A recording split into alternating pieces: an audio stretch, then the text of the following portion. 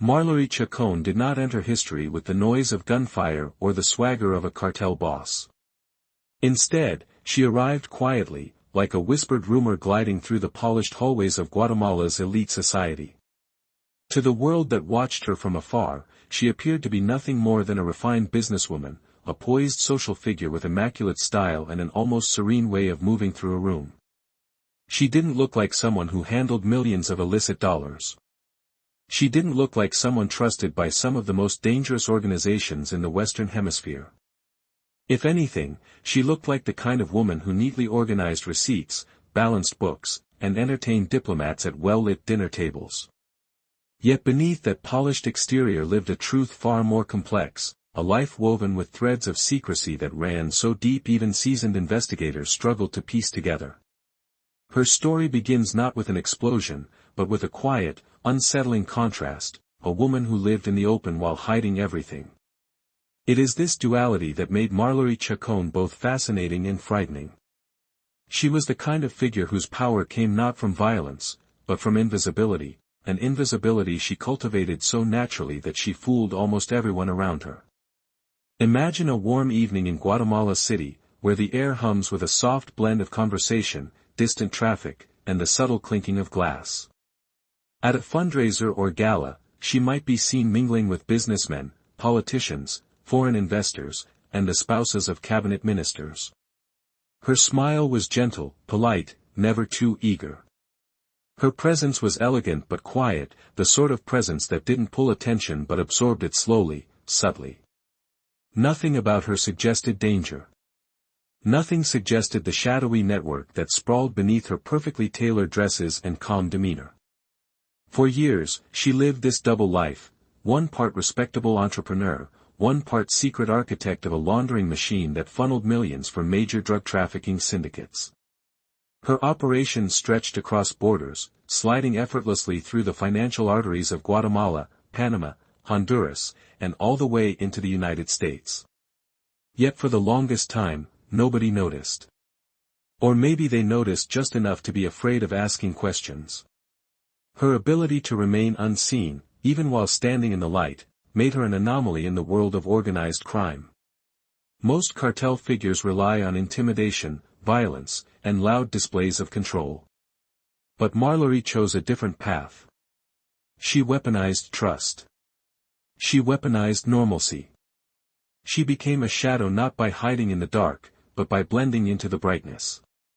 People who met her often described her as composed, articulate, and unusually private. She spoke in measured tones, never revealing more than she intended. She moved through society with deliberate softness, never rushing, never drawing unnecessary attention. And behind all that quietness was a calculating mind that understood numbers, risk, and the delicate art of staying indispensable to powerful men who relied on her to cleanse their fortunes. There was something almost hypnotic about her ability to remain undetected for so long. Even as drug wars raged across Central America, even as authorities tightened their surveillance of trafficking routes, Marllory continued running her financial maze with the calmness of someone who believed she was untouchable. She didn't need armed guards marching behind her. She didn't need convoys of armored vehicles. Her protection came from the illusion she projected, the illusion that she wasn't involved at all. Her story is not the story of a violent queenpin perched on a throne of fear, but of a quiet mastermind who manipulated the gears of the underworld with a gentle but unwavering touch. It is the story of how a seemingly ordinary woman turned herself into a financial ghost, one the DEA would chase for years before managing to grasp the faint outlines of her presence. And even when agents finally placed her name among their most significant targets, they still knew so little about who she truly was. For the listener, this tale unfolds like a slow-moving river, calm on the surface, deep and quietly dangerous beneath. It begins with her reputation as a respected entrepreneur, a woman admired in social circles for her composure and her apparent success. Her businesses looked legitimate. Her partnerships looked clean. Her image was carefully curated to blend seamlessly into the world of lawful commerce. But every polished smile, every public appearance, every neatly filed document was part of a larger disguise. Behind that disguise ran a network so intricate that even trained investigators would later describe it as one of the most sophisticated financial laundering structures in the region. The truth of her life remained hidden behind a mask of simplicity. And perhaps that is what makes her story so captivating, not just because she was powerful, but because she was powerful without appearing to be. She proved that influence doesn't always roar. Sometimes it whispers.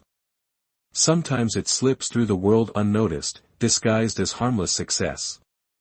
As the night deepens and the world quiets, it becomes easier to imagine how her life unfolded in this muted, almost dreamlike manner. A woman who walked confidently through upscale neighborhoods while carrying secrets heavier than gold. A woman who attended political gatherings while laundering fortunes for men who governed empires of fear. A woman who moved so gently through society that many never realized the storm she concealed behind her calmness. The story of Marllory Chacón begins right here, in this strange intersection of elegance and danger. In the flicker of candlelit events where everyone smiled politely, unaware that one of the most influential players in the criminal underworld stood among them, greeting them with quiet courtesy. Her empire was invisible not because it was small, but because she hid it in plain sight, right before the eyes of the world. And as we journey deeper into her life, one question quietly lingers, drifting like a soft echo across the narrative: how did a woman so visible remain so unknown for so long? Guatemala in the late 20th century was a place of contrasts, a land where breathtaking natural beauty lived beside deep social unrest. Lush green mountains rolled into misty valleys, markets buzzed with life at sunrise, and families built their worlds on faith, resilience, and routine. Yet beneath this warmth was a country recovering from decades of conflict, where trust was fragile and opportunity was uneven. It was in this world, rich with culture, shadowed by uncertainty, that Marllory Chacón began her life, not as a queenpin, not as a strategist, but simply as a girl quietly observing the world around her. Her early years were not marked by privilege. She did not grow up in gilded halls or behind guarded gates. Instead, her childhood unfolded in ordinary neighborhoods, surrounded by the sights and sounds of everyday Guatemala. The call of street vendors drifting through open windows, children laughing in narrow streets, the earthy scent of rain on sun-baked soil, these were the textures of her youth. It was a life grounded in simplicity, one that taught her early on the value of silence, observation, and adaptability. From a young age, Marllory understood that life wasn't fair. She saw how some people moved through the world with effortless access to wealth, to influence, to safety, while others struggled simply to stay afloat. She learned to read faces, to sense tension in a room, to understand when adults chose their words carefully. These early lessons shaped her more deeply than she could have known at the time. They nurtured a quiet awareness, a sharp intuition that later became one of her greatest assets. As she grew, she developed a natural ability to blend in. She wasn't the loudest child, nor the one who demanded attention. Instead, she preferred to listen, carefully. Patiently, absorbing the emotional currents that flowed around her. People often underestimate children who stay quiet, imagining them to be passive or timid. But Marllory's silence was never weakness. It was a sponge soaking up information.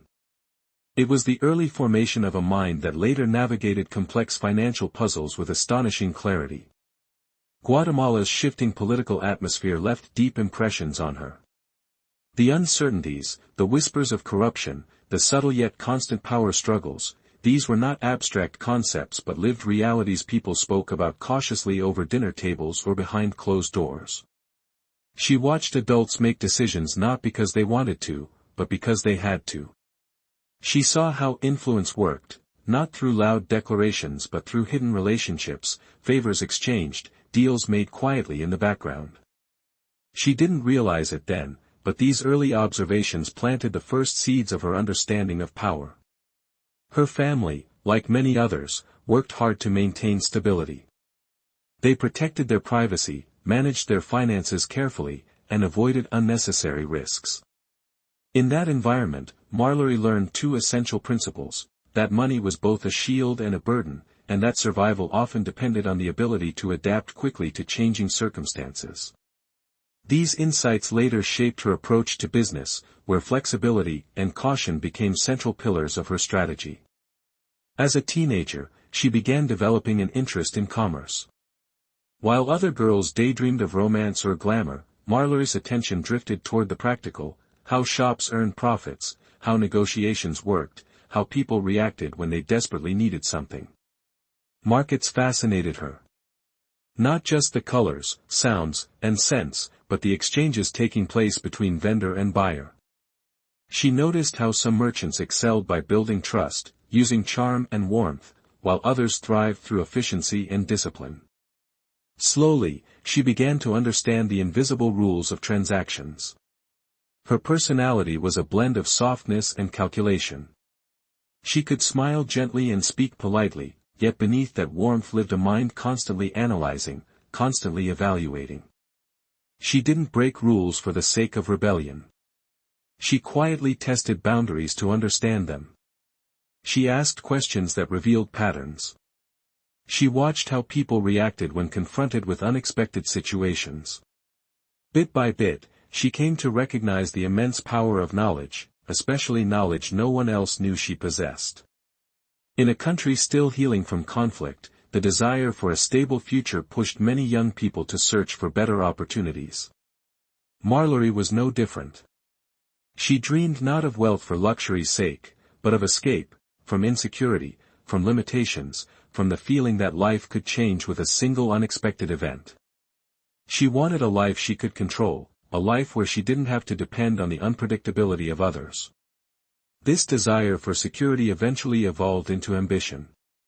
Not the loud, reckless ambition of someone hungry for fame, but a deep, quiet determination that simmered beneath her calm exterior.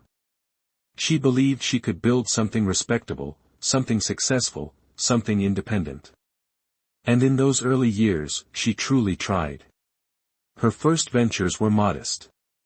Small business ideas, small investments, the kind of projects that taught her how to negotiate, how to handle money, and how to interact with people from different walks of life. She wasn't afraid of hard work. She wasn't afraid of long hours or challenging customers. She understood that every business, no matter how small, was a training ground. But perhaps the most defining element of her early life was the contrast she observed between those who had power and those who didn't. It wasn't violence that struck her, it was the quiet authority some people carried. A handshake here, a discreet conversation there, and suddenly everything moved differently. She began to understand that influence didn't always announce itself. Sometimes it walked into a room wearing a gentle smile, dressed in elegance, speaking in calm tones. Those impressions stayed with her. As she stepped into adulthood, she carried with her a calm resilience forged by the world she grew up in. She had learned how to appear unthreatening, how to listen more than she spoke, how to accept that appearances rarely revealed the full truth. She understood that in order to survive, one must learn the landscape first, learn who controls what, who owes whom, and who can be trusted. She didn't know yet that these early lessons would one day become the foundation of one of the most intricate laundering empires in Central America. She didn't know that the quiet ability to navigate social spaces without drawing attention would later become her greatest shield. She didn't know that the very traits she developed in childhood, observation, silence, adaptability, would one day make her nearly invisible to authorities. For now, she was just a young woman shaped by her surroundings, carrying within her an ambition not yet fully awakened. The path that would lead her into the world of organized crime had not revealed itself. But the building blocks were already there, quietly assembling themselves in the background of her life, preparing for the moment when opportunity and temptation would intersect. Opportunity rarely announces itself with clarity. Sometimes it appears disguised as coincidence, drifting quietly into a person's life and waiting patiently to see whether they will embrace it or let it slip away. For Marllory Chacón, the shift from modest businesswoman to someone brushing shoulders with the underworld didn't happen suddenly. It unfolded slowly, one quiet step at a time, through a series of encounters that felt harmless at first. She didn't seek out danger. She didn't imagine a life connected to cartels or criminal empires. But life, especially in a country shaped by corruption and shadow economies, has a way of pulling people into worlds they never expected to enter. Her first ventures into business were small, but they placed her in environments where money moved constantly and unpredictably. She interacted with traders, importers, wholesalers, people who dealt in large volumes of cash, often without strict documentation. In these circles, it wasn't uncommon to meet individuals who wore expensive watches yet offered vague explanations about what they did for a living. It wasn't unusual to see sudden bursts of wealth followed by periods of secrecy. Most people knew better than to ask questions. Marllory didn't ask questions either. What she did instead was listen. Observe. Notice patterns. She noticed how some clients paid in large sums, always insisting on discretion. She noticed how certain businessmen preferred meeting in private spaces rather than noisy cafes. And slowly, through these encounters, she found herself forming connections with people who operated on the edges of legality, individuals who had money, influence, and a constant need for someone trustworthy. Trust, she learned, was an uncommon currency. Many people could handle money, but very few could handle secrets. And for reasons even she couldn't fully explain, people seemed to trust her. Perhaps it was her calmness. Perhaps it was her careful silence, her ability to listen without judgment. Or maybe it was the fact that she projected reliability, the kind of quiet confidence that suggested discretion without ever promising it aloud. One of her early contacts was a man who imported luxury goods. On the surface, his business looked legitimate, but beneath that surface flowed money from less honest sources. He never told her the full truth, and she never asked for it. Their relationship was built on mutual benefit. He needed someone who could manage certain financial movements without raising suspicion, and she needed clients who could bring steady income. At first, the tasks were simple: organizing accounts, smoothing out irregularities, keeping transactions tidy. Nothing criminal. Nothing alarming. Just the kind of work that required sharp attention to detail. Yet with each small task completed flawlessly, her reputation grew. Word spread quietly, passed from one businessman to another: there was a woman who could make financial problems disappear. A woman who was discreet, intelligent, and unconnected to any known crime group. In the world of illicit finance, such a person was invaluable. Her circle of acquaintances expanded. She found herself dealing with people who dressed elegantly, spoke politely, and moved money in ways that didn't always make sense on paper. They weren't street-level criminals. They were intermediaries, men who negotiated deals, arranged shipments, smoothed relations between powerful figures, and needed financial channels that couldn't be traced. Marllory still wasn't doing anything overtly illegal. She was helping with logistics, organizing business structures, offering guidance on how to avoid unnecessary scrutiny. But with each passing month, the line between legitimate and questionable blurred. She felt it happening, yet it didn't scare her. The world she was stepping into didn't feel like a criminal underworld. It felt like a network of businessmen protecting their interests. Her first true test came when a client approached her with a request that clearly crossed the boundary of legality. He needed money moved, quietly, quickly, and without any official documentation. A large sum. She remembers the moment clearly: the way he spoke softly, the way his eyes watched her carefully, as if he were trying to see whether she would flinch. She didn't flinch. She remained still, weighing the risk, feeling the weight of the decision settling on her shoulders. She knew, in that instant, that accepting the task would change everything. She also knew that declining it might close doors she wasn't ready to close. Opportunities like this did not appear twice. And so, with a calmness that surprised even herself, she agreed. It was a quiet decision, made without drama or hesitation. There was no celebration afterward, no sense of stepping into greatness. Just a silence, deep, contemplative, followed by the slow realization that she had crossed a line. Once crossed, there was no going back.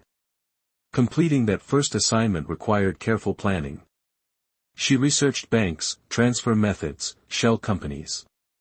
She found weaknesses in systems and used them strategically, never aggressively. Everything she did was measured, thoughtful. And when the task was complete, she didn't boast or advertise her success. She simply delivered the results and moved on. But others noticed. Others always notice. It wasn't long before different intermediaries began approaching her, each with their own requests. Money from unknown sources needed to be disguised as profits from trade. Cash that arrived in stacks needed to be transformed into legitimate-looking revenue streams. She developed a rhythm, a slow, methodical approach that made her operations nearly invisible. People admired her precision. They respected her silence. And in a world filled with loud, reckless players, she was a rare anomaly. Strangely, she didn't feel consumed by fear. She felt in control. She understood patterns, she understood risks, and most importantly, she understood people. She could sense when someone was desperate, when someone was lying, when someone was testing her. Her intuition acted like a compass, guiding her through rooms where every conversation held hidden meanings. Little by little, she realized that she was no longer just participating in business, she was becoming indispensable to it. Some clients relied on her more heavily than on their own accountants. Others consulted her before making decisions, trusting her judgment more than they trusted longtime associates. She was becoming a quiet force, still unnoticed by the public, still unnoticed by authorities, but deeply respected within certain circles. Her transition into the criminal financial world happened softly, almost gently. No threats. No weapons. No dramatic descent. Just a gradual shift in the types of people who knocked on her door and the increasing complexity of the problems they brought her. She didn't ask how they earned their money. They didn't ask how she planned to move it. Everything functioned on silent agreements, invisible expectations, and an understanding that the less spoken, the better. Looking back, she might have realized she was on a path that would eventually swallow her whole. But in those early days, it didn't feel dangerous. It felt like success, quiet, comfortable, and beautifully efficient. She had stepped into a world many feared, yet she walked through it as if she belonged there all along. The moment when Marllory first met true figures from the drug trafficking world did not come in a dark alley or through a dramatic confrontation. It came quietly, almost politely, as so many dangerous things do. It was an introduction disguised as business, wrapped in courtesy, offered with a handshake that held more weight than the gesture suggested. She didn't know it then, but this meeting would begin the slow, quiet merging of her life with a power far larger than anything she had managed before. It began with a man who wasn't quite a criminal, but not exactly clean either, an intermediary with a smile too practiced to be honest. He was charming in the way people become charming when survival depends on it. He walked into her office with confidence softened by warmth, a man who understood that influence carried best when delivered gently. He spoke of trade, of logistics, of financial flow. At first, everything sounded legitimate, just another conversation about supply chains and business partnerships. But beneath his calm exterior, beneath the way he weighed every word, she sensed something more. He mentioned a client, someone important, someone who needed a financial architect capable of handling complicated movements discreetly. He didn't say cartel. He didn't speak of drugs or violence. He simply referred to a large organization that required a trustworthy specialist. The phrase lingered in the room like a slow-burning candle, soft and harmless at first glance, yet illuminating things that were better left in the dark. Marllory didn't respond immediately. She listened, letting silence fill the space between them. Silence, she had learned, made people reveal more. And sure enough, the man leaned forward, lowering his voice as if sharing a secret. He explained that this client handled significant amounts of cash, more than typical businesses dealt with, and needed someone with her particular skills. Someone who could structure money in ways that attracted no suspicion. Someone who could blend truth with fiction so seamlessly that banks, auditors, and regulators couldn't tell where one ended and the other began. She asked only one question: why me? The man smiled, slow and deliberate. Because you're invisible, he said. You do everything right. You make no noise. And no one fears a quiet woman. It was not meant as an insult. If anything, it was a compliment, one that revealed how the criminal world perceived her. They didn't see her as a threat. They saw her as a tool, a solution, a hidden doorway through which their money could pass without a trace. He continued speaking, praising her precision, her discretion, her reputation among businessmen who operated in the gray areas she had recently entered. She felt a mixture of curiosity and caution stirring inside her. Curiosity, because she wanted to understand how such people operated. Caution, because she knew this was no ordinary request. The room felt smaller somehow, the air a little heavier. Yet she did not retreat. She continued listening, measuring the risks with quiet calculation. When the man finally revealed the client's name, someone connected to a well-known trafficking group, Marllory felt the shift inside her like a distant tremor. Not fear. Not shock. Something quieter. Something that felt like inevitability. The path she had been walking, the one that seemed so harmless at first, had been gently curving toward this moment all along. Their first official meeting took place in a private home tucked away in a wealthy neighborhood where high walls and guarded gates hid the lives inside. The man she was introduced to was not what she expected. He was polite, soft-spoken, and almost disarmingly respectful. He wore no flashy jewelry, no ostentatious displays of wealth.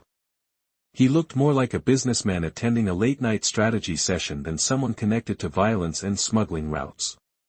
He explained his needs calmly. There were earnings that required placement, funds that needed integration into the legitimate financial system, and assets that needed to appear clean on paper. He never spoke of the source of the money. He didn't need to. The silence between his sentences told her everything. She nodded occasionally, neither agreeing nor refusing, simply understanding. Her role was not to question. Her role was to structure, to design, to erase. The meeting ended with a simple statement from him: if you choose to work with us, you will be protected. Your business will grow. And you will be part of something larger than anything you've built before. His words held no threat. They didn't need one.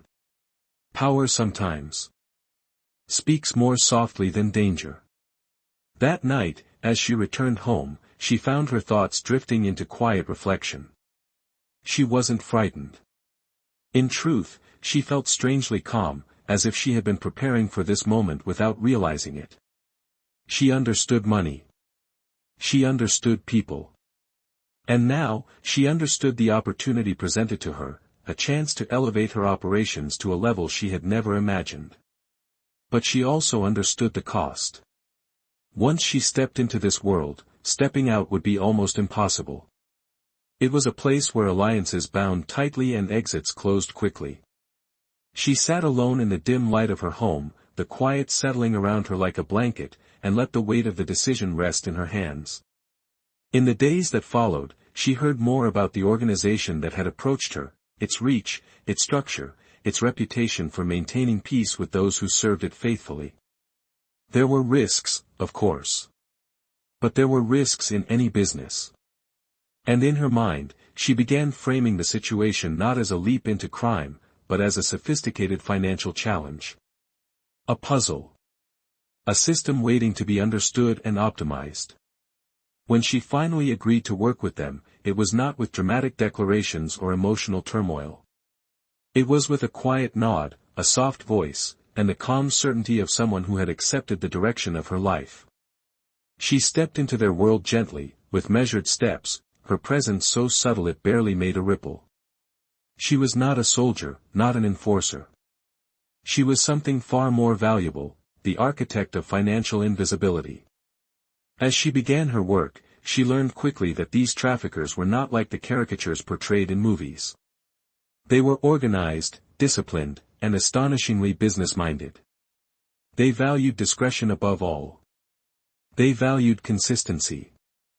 And in her, they found someone whose efficiency matched their needs perfectly. But as she formed these connections, first a handful, then many, she didn't realize that every handshake, every whispered conversation, every tidy transaction was stitching her deeper into a world where loyalty was currency and secrets were survival. Connections that, in time, would become the foundation of her rise, and the chains of her downfall. Money, by itself, is silent. It doesn't speak, doesn't confess, doesn't reveal where it has been. But the world demands answers from it, banks demand explanations, governments demand records, and systems demand justification. For most people, money tells a simple story, a salary, a purchase, a transaction. But the money that flowed toward Marllory Chacón told a different story, one woven with danger and secrecy. And it became her job to rewrite that story so skillfully that no one would ever know the truth. Her transition into laundering began quietly, almost academically. She approached it the way an engineer might approach a blueprint or an artist might approach an empty canvas, with calm precision, patience, and a desire to create something seamless. She didn't dive into chaos, she created structure, order, and elegance within chaos. That was her gift.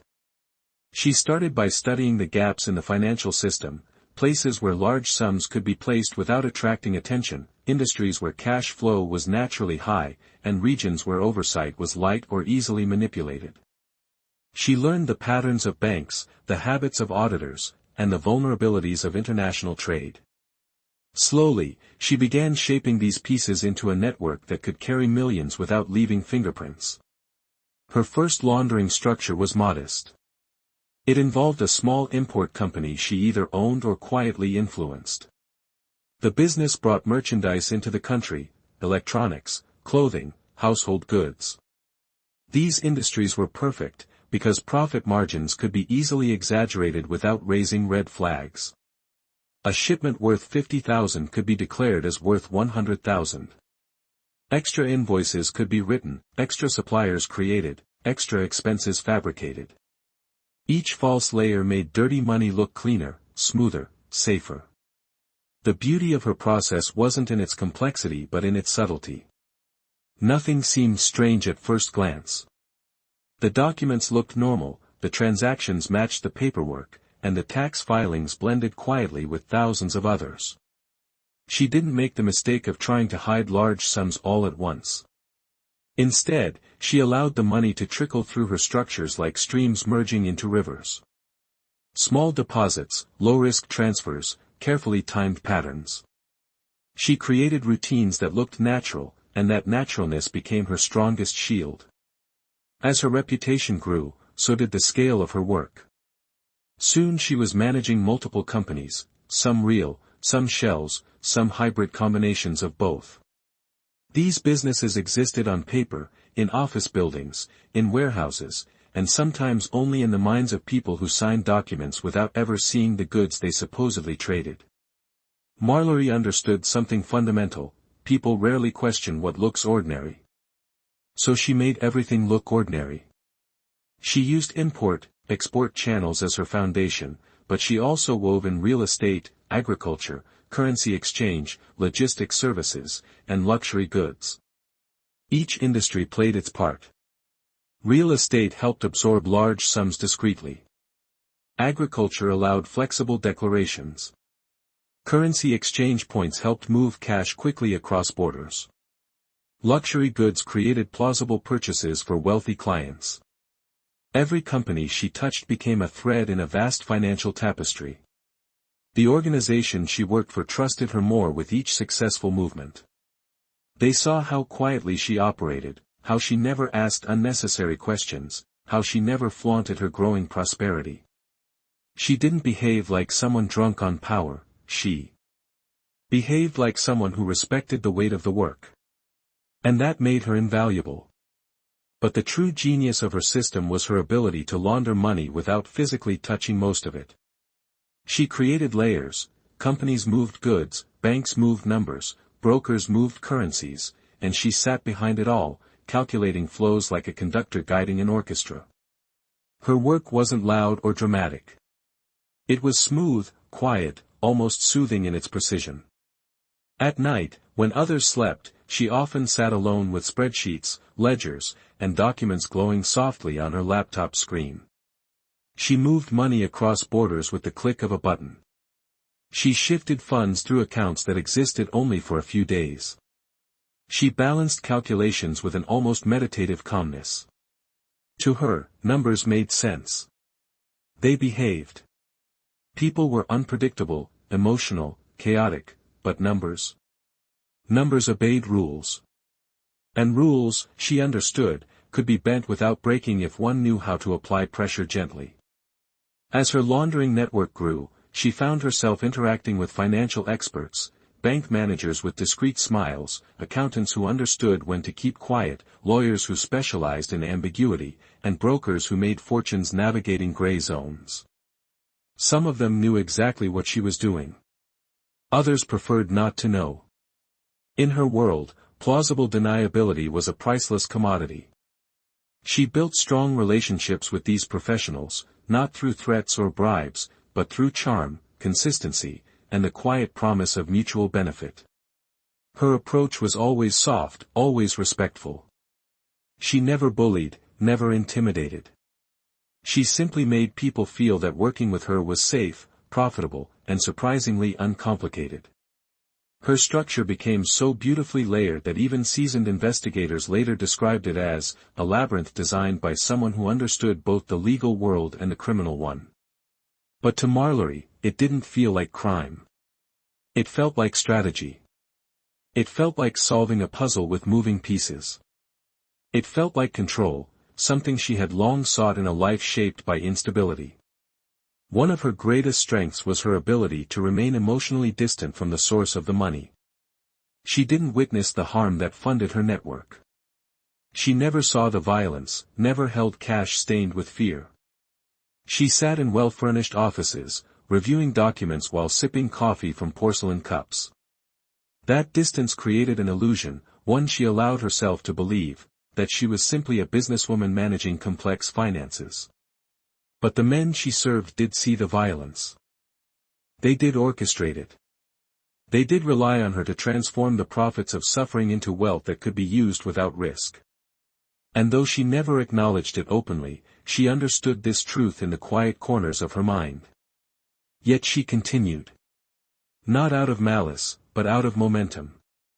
The network had grown too large, too profitable, too intertwined with her identity. She had become the invisible hand behind millions of dollars flowing through multiple countries. She had built something that few could replicate, something powerful enough to draw the admiration of dangerous men and the attention of international agencies. Still, despite the growing scale, she kept her personal life modest. She didn't parade her wealth. She didn't post luxurious photos. She learned early that the safest place to hide was in plain sight.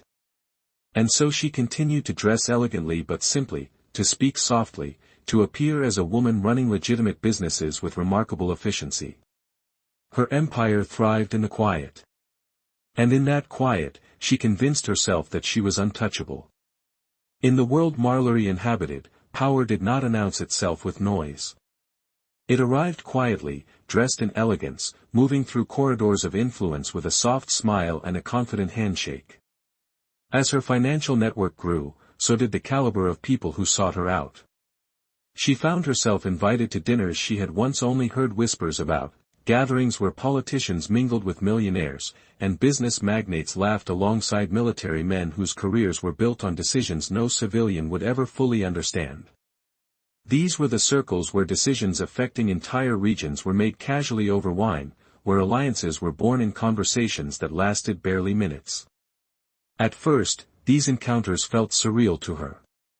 She would arrive at a polished estate, greeted by guards who knew her name without ever having met her. Inside, chandeliers glowed softly above long dining tables where powerful people sat with a sense of entitlement she had never witnessed up close.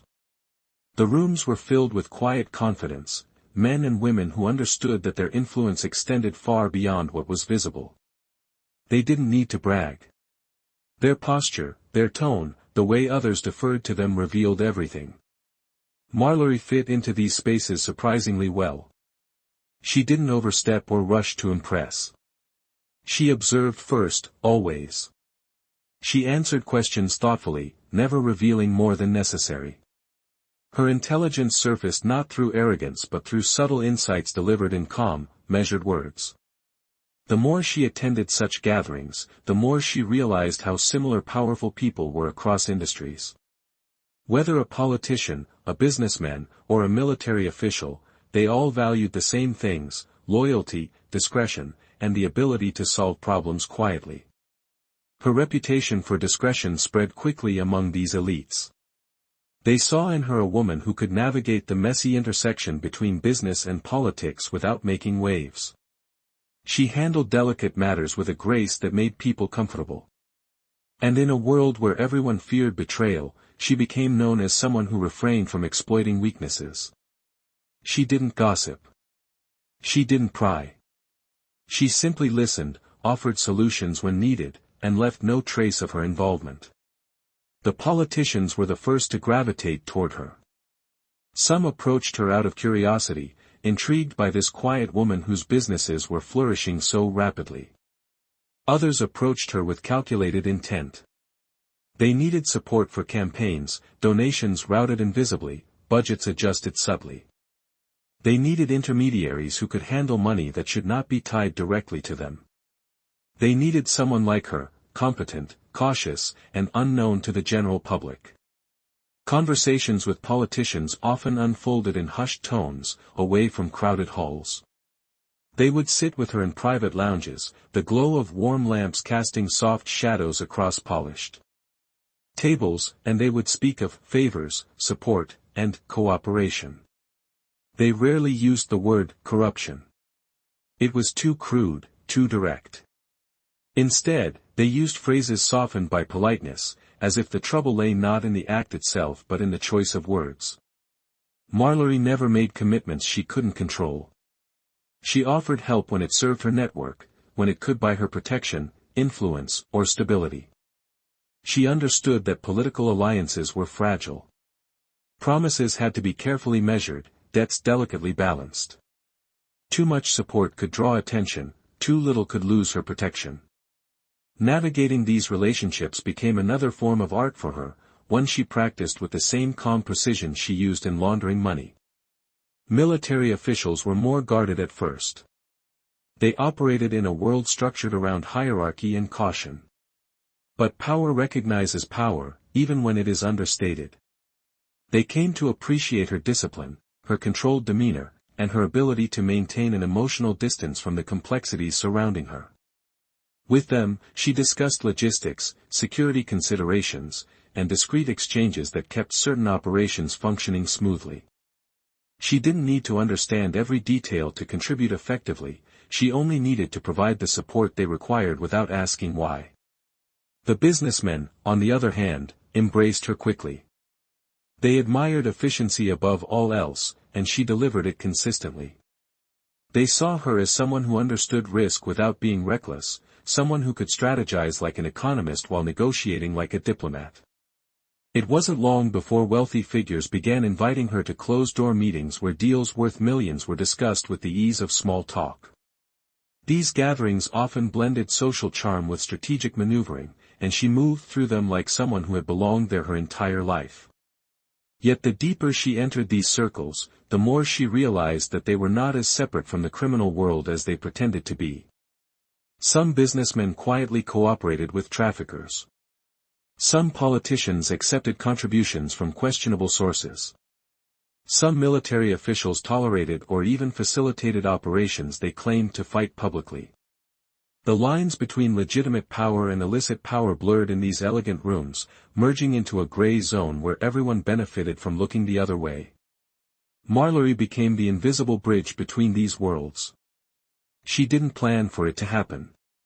It evolved naturally as people sought her help for increasingly complex matters. A politician needed funds routed without documentation. A businessman needed to move profits across borders discreetly. A cartel intermediary needed assistance smoothing tensions with officials.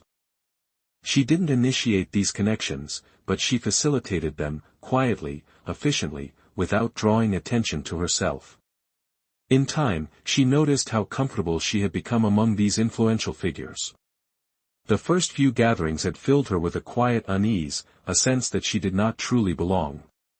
But repetition erodes doubt, and soon she understood that the elites accepted her not because of who she appeared to be, but because of what she could do. Her value was undeniable. Her presence became expected. She no longer felt like an outsider peeking into forbidden rooms, she felt like someone whose seat at the table had been earned. Though she maintained a calm front, she was always analyzing. She paid attention to alliances forming beneath polite smiles. She noticed who arrived together, who avoided each other, who whispered in corners. She studied body language, tone shifts, and the subtle ways people tested each other's loyalty. All this information became part of her internal map, a mental blueprint guiding her future decisions. But among all these powerful connections, one stood out, a relationship woven quietly into her life, a bond formed not entirely through business but through something more personal. He was influential, well-connected, and surprisingly attentive to her. Their conversations flowed easily, lingering long after meetings ended. It was not romance in the typical sense, nor was it purely strategic.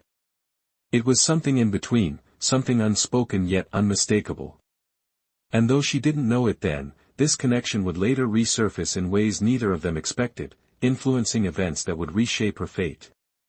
For now, though, she moved through these circles with increasing confidence, unaware that every alliance she formed was tying another thread around her, protecting her in the present, but creating a web that would one day become impossible to escape.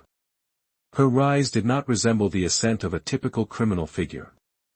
There were no dramatic confrontations, no violent displays of dominance, no whispered threats carried through back alleys. Marllory ascended quietly, almost gracefully, as if she were climbing a staircase made of silk instead of stone.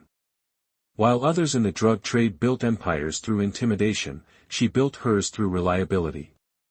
She became the woman people trusted because she never raised her voice, because she never drew attention, because she understood that true power often works best when hidden beneath a calm exterior.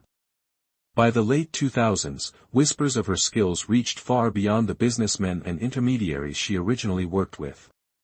Word circulated through trafficking corridors in Guatemala, Honduras, and Mexico that there was a financial architect unlike any other, a woman capable of moving millions without leaving shadows behind.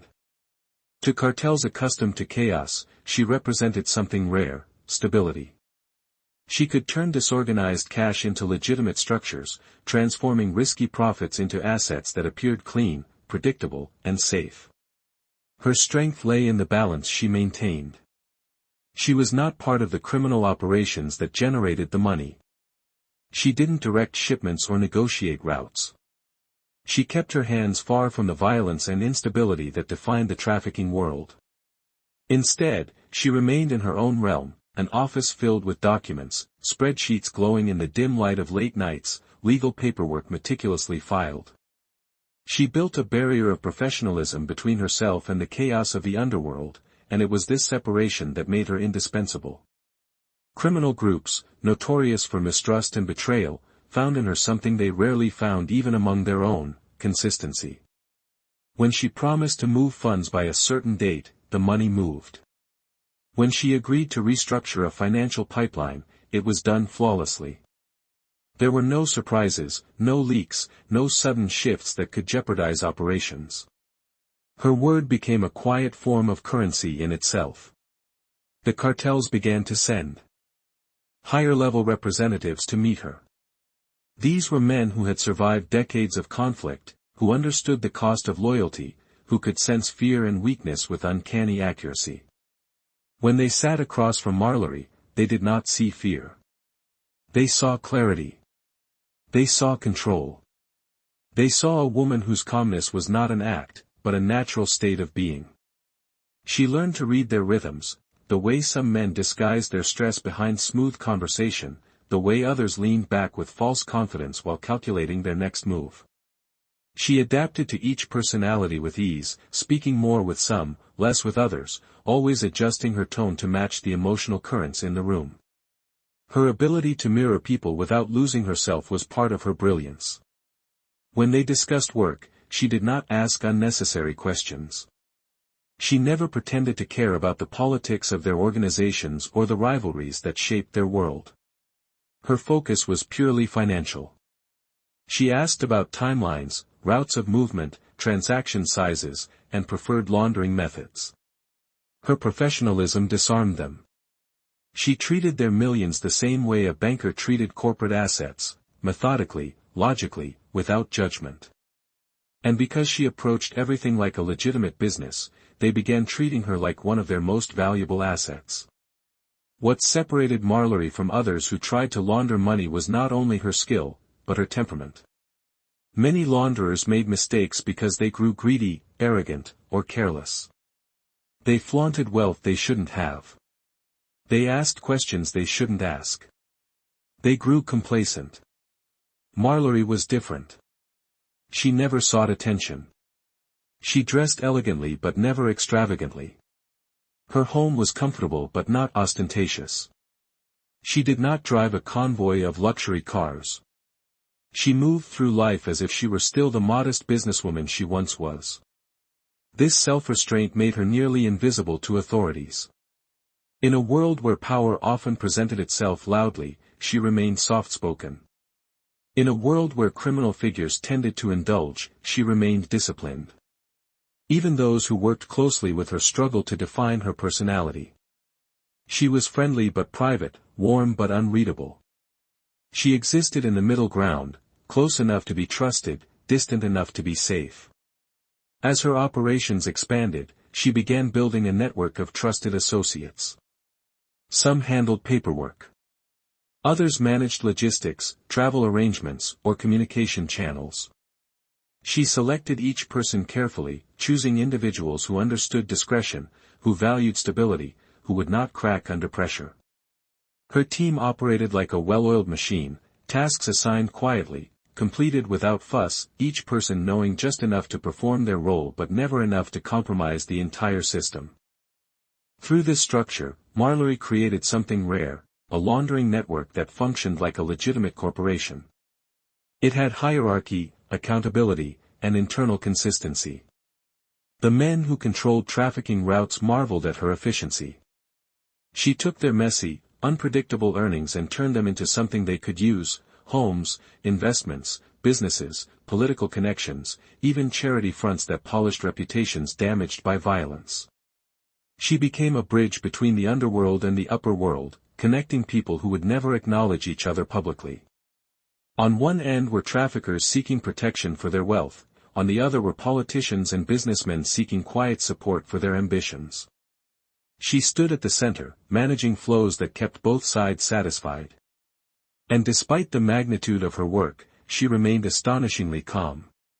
Her composure became a kind of legend. Stories circulated of her sitting in meetings surrounded by dangerous men, maintaining her steady, measured voice even as tempers flared around her.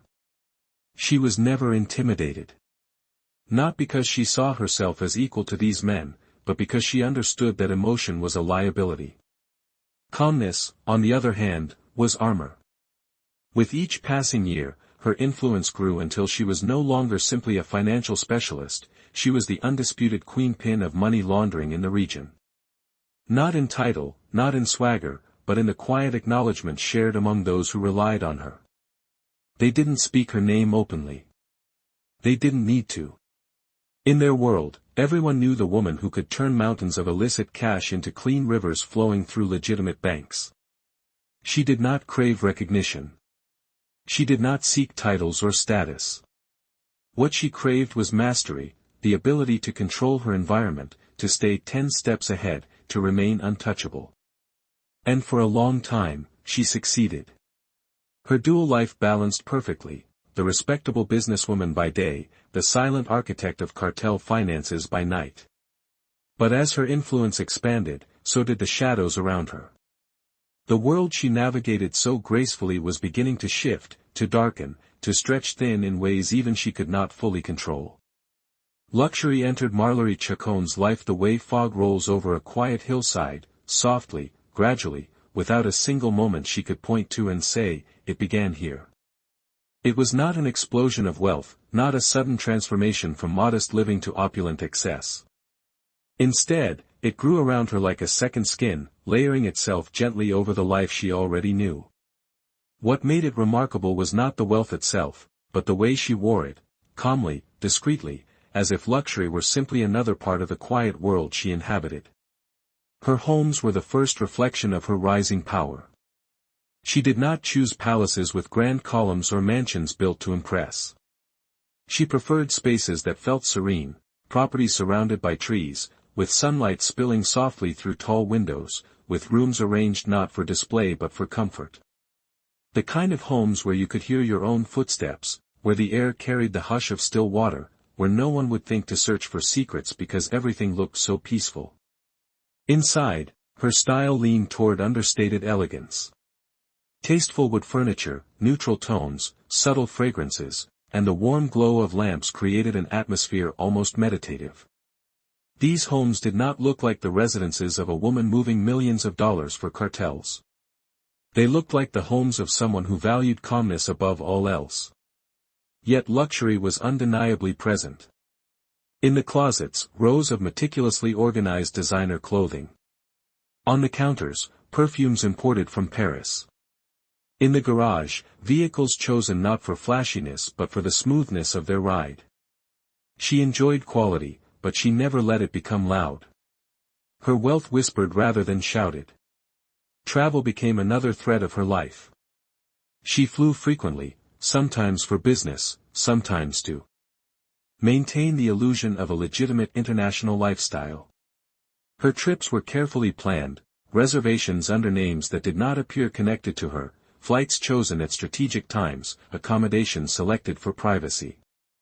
She visited cities like Panama City, Bogota, Miami, Mexico City, places where financial opportunities blended seamlessly with social camouflage. In these cities, she walked through luxury boutiques where store attendants greeted her with familiarity. She browsed without hurry, touching fabrics gently, selecting items with the precision of someone who knew exactly what she liked. She didn't buy extravagantly, but she bought intelligently, pieces that projected success without drawing suspicion. Her jewelry was similar. She wore elegant watches, delicate gold pieces, small diamonds that shimmered softly under candlelight. She avoided anything too large, too heavy, too bold. Her jewelry was not meant to declare wealth, it was meant to reinforce the image she had created, a refined businesswoman whose prosperity came from talent, not crime. Restaurants and social venues became parts of her routine as well. She attended dinners in upscale neighborhoods, where the lighting was dim and the conversations soft. The people around her discussed politics, business ventures, charity events, international trade. And she blended into these circles effortlessly.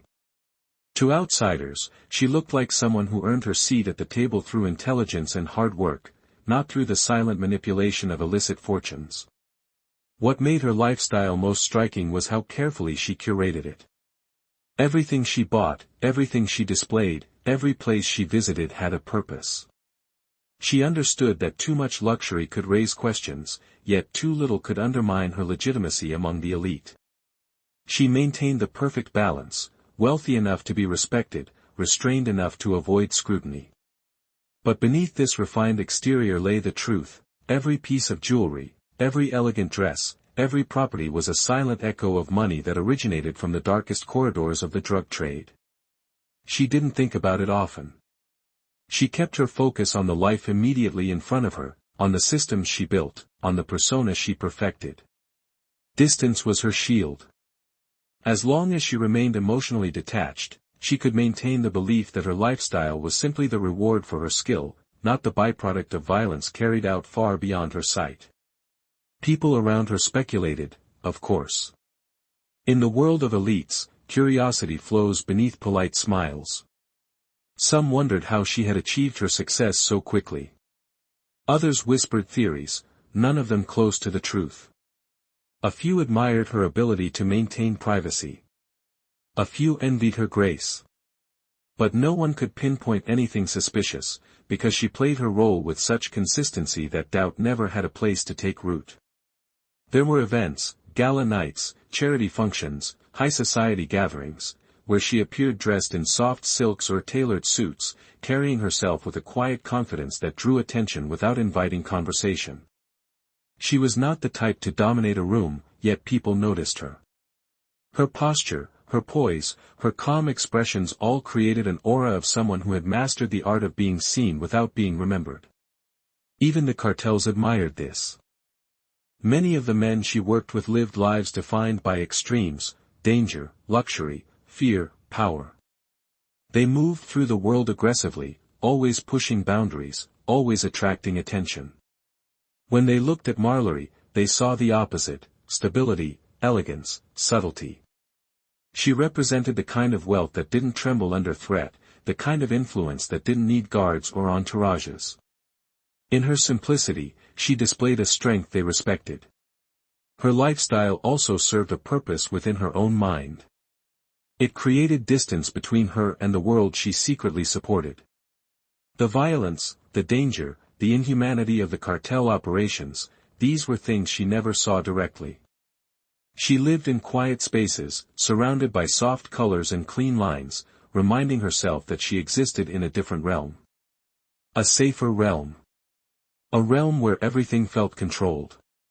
Perhaps that was why she never fully grasped the danger creeping around her.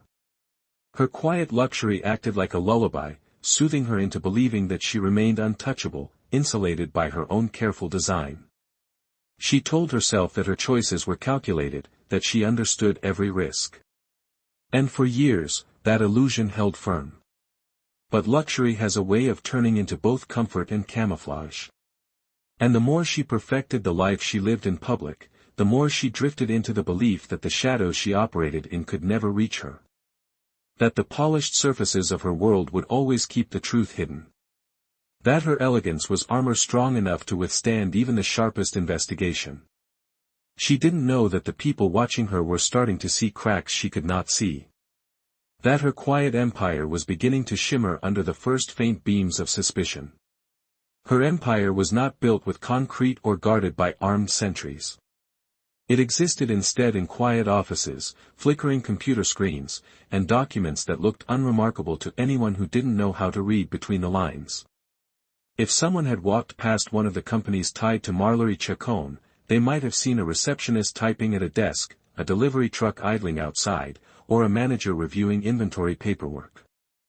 Nothing about these scenes would suggest that beneath the ordinary surface flowed millions of dollars belonging to some of the most dangerous organizations in the world. But that was the very essence of her genius. She built an empire that hid in plain sight, invisible because it looked so painfully normal. Mapping her financial web from the outside would have felt like trying to trace a spider's web spun in moonlight, delicate, translucent, almost impossible to see unless you stood at the perfect angle. At its center was Marllory, sitting behind a desk late at night, her eyes scanning through numbers that told far more truth than any spoken word ever could. She wasn't a field operative, not a trafficker, not a smuggler. She was the mind behind the scenes, the quiet architect designing invisible pathways for money to travel safely. Her empire stretched across Guatemala, through Panama, into parts of Honduras, and far into the United States. But the brilliance lay in how she structured it so no single line connected directly back to her. Every company served a purpose, yet none appeared inherently suspicious. One might import textiles. Another might export agricultural supplies. Another might deal in electronics, logistics, construction, or consulting. On paper, each business was exactly what it claimed to be. Employees were hired legitimately. Taxes were filed. Shipments were reported. Everything looked real because most of it was real, only the financial bloodstream flowing through these companies carried an entirely different story. Her laundering pipelines functioned like rivers. Some carried small streams of money, others carried torrents. But Marllory made sure no single river ever ran fast enough to draw attention. She scattered transactions across multiple banks, timed movements to avoid patterns, and crafted believable Narratives behind every deposit, withdrawal, or wire transfer. If a regulator ever stumbled upon a questionable transaction, it was surrounded by hundreds of ordinary ones that made it appear like nothing more than a minor anomaly. What made her system so resilient was her refusal to rely on a single method. She diversified constantly. Some funds entered through inflated invoices. Others traveled through shell companies that existed only in documents stored quietly inside filing cabinets. Some cash was smuggled physically, then deposited in small increments by trusted associates who knew better than to ask questions. Other sums moved through currency exchanges or offshore accounts that held money only briefly before dispersing it again. Nothing ever stayed still long enough to form a target. The employees who worked in her companies often didn't know who she really was. To them, she was a composed, intelligent entrepreneur with a knack for creating business opportunities. She visited offices occasionally, speaking softly, giving clear instructions, and blending into the rhythm of normal corporate life. Some admired her professionalism. Some envied her calmness. Some felt uneasy without understanding why. But few ever suspected they were part of a vast laundering network. Their everyday tasks, processing invoices, coordinating shipments, managing balance sheets, helped keep her empire alive without them ever realizing it. The people who did know the truth were hand-picked by her. They understood discretion on a level beyond loyalty. They knew that silence was not a favor but a survival instinct. These individuals operated like shadows themselves. They moved cash, created documents, opened accounts, and closed them just as quietly. None of them held enough information to destroy her if they turned, but each knew enough to help keep her empire functioning smoothly. They were the gears in a machine she had designed down to its smallest component. From a distance, the network looked almost peaceful. There were no explosions, no chases, no frantic escapes. Just the quiet hum of offices, the soft clicking of keyboards, the shuffle of papers moving from one desk to another. It was easy to forget that beneath all this calmness flowed the profits of cartels, money born from territories conquered, lives lost, and wars fought in shadows. But Marllory kept that reality far from her mind. She focused instead on structures, equations, and efficiency. It allowed her to continue without hesitation. As her empire expanded, she became more careful, not less. She monitored international regulations. She studied changes in banking policies. She learned the language of compliance and used it to disguise the very thing it was designed to uncover. She stayed updated on every shift in law enforcement strategies, reading articles and reports late into the night while the rest of the world slept. If a country strengthened its financial monitoring systems, she adjusted her pipelines accordingly. If a bank tightened its security, she redirected funds elsewhere. Her adaptability made her nearly impossible to track.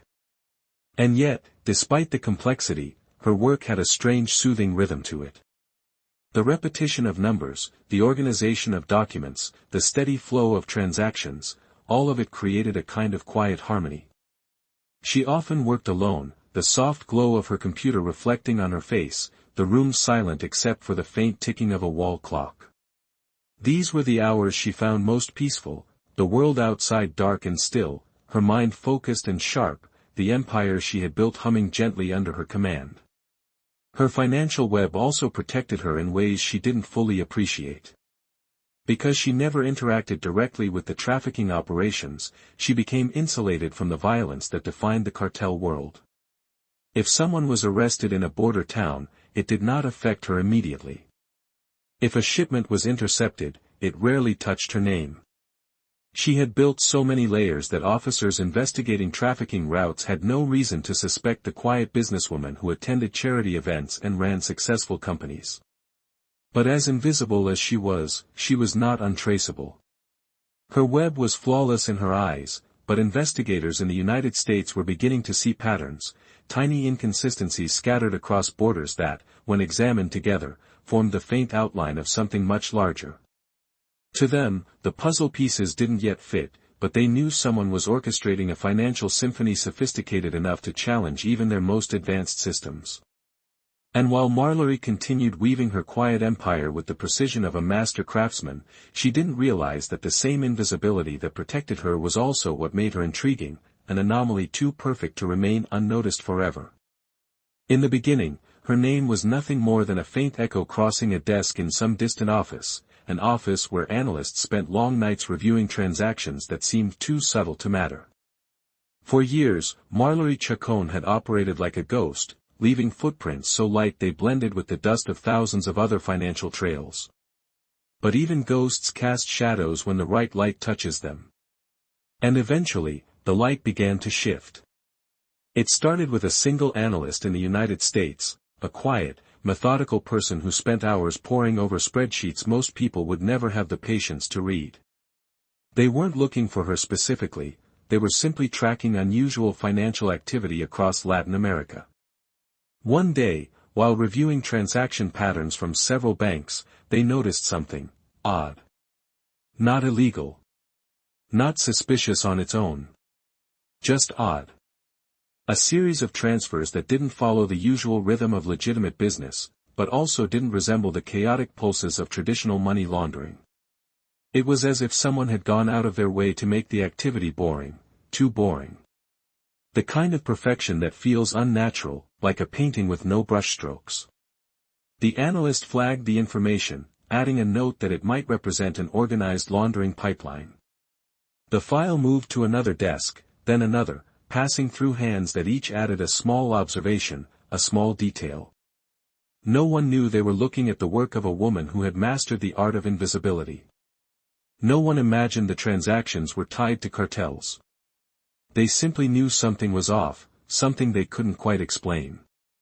Meanwhile, across the border, in Guatemala, everything continued as usual. Marllory attended meetings, managed her companies, and balanced life with that familiar calmness that made her seem untouchable. She had no reason to believe she was under any kind of scrutiny. Her operations had never attracted direct attention. She had spent years building a system so subtle that even experienced investigators overlooked it. But now, slowly, a picture was beginning to form in rooms far away from hers. In a DEA office, agents sat around a table cluttered with reports, maps, and financial summaries. They were trying to trace the money flowing through several Central American trafficking routes. It wasn't an unusual task. They did it all the time. But this time, something felt different. Instead of the usual chaotic patterns associated with cartel funds, they saw lines of movement that felt organized. Refined. Almost elegant. One agent remarked that whoever was behind it didn't think like a trafficker. Another suggested it looked more like a corporate strategy than a criminal one. They noticed the companies involved, all seemingly legitimate, with real employees, real supplies, real customers. The financial trails didn't spike, they blended. Even when large sums moved, the transactions were masked within layers of normalcy.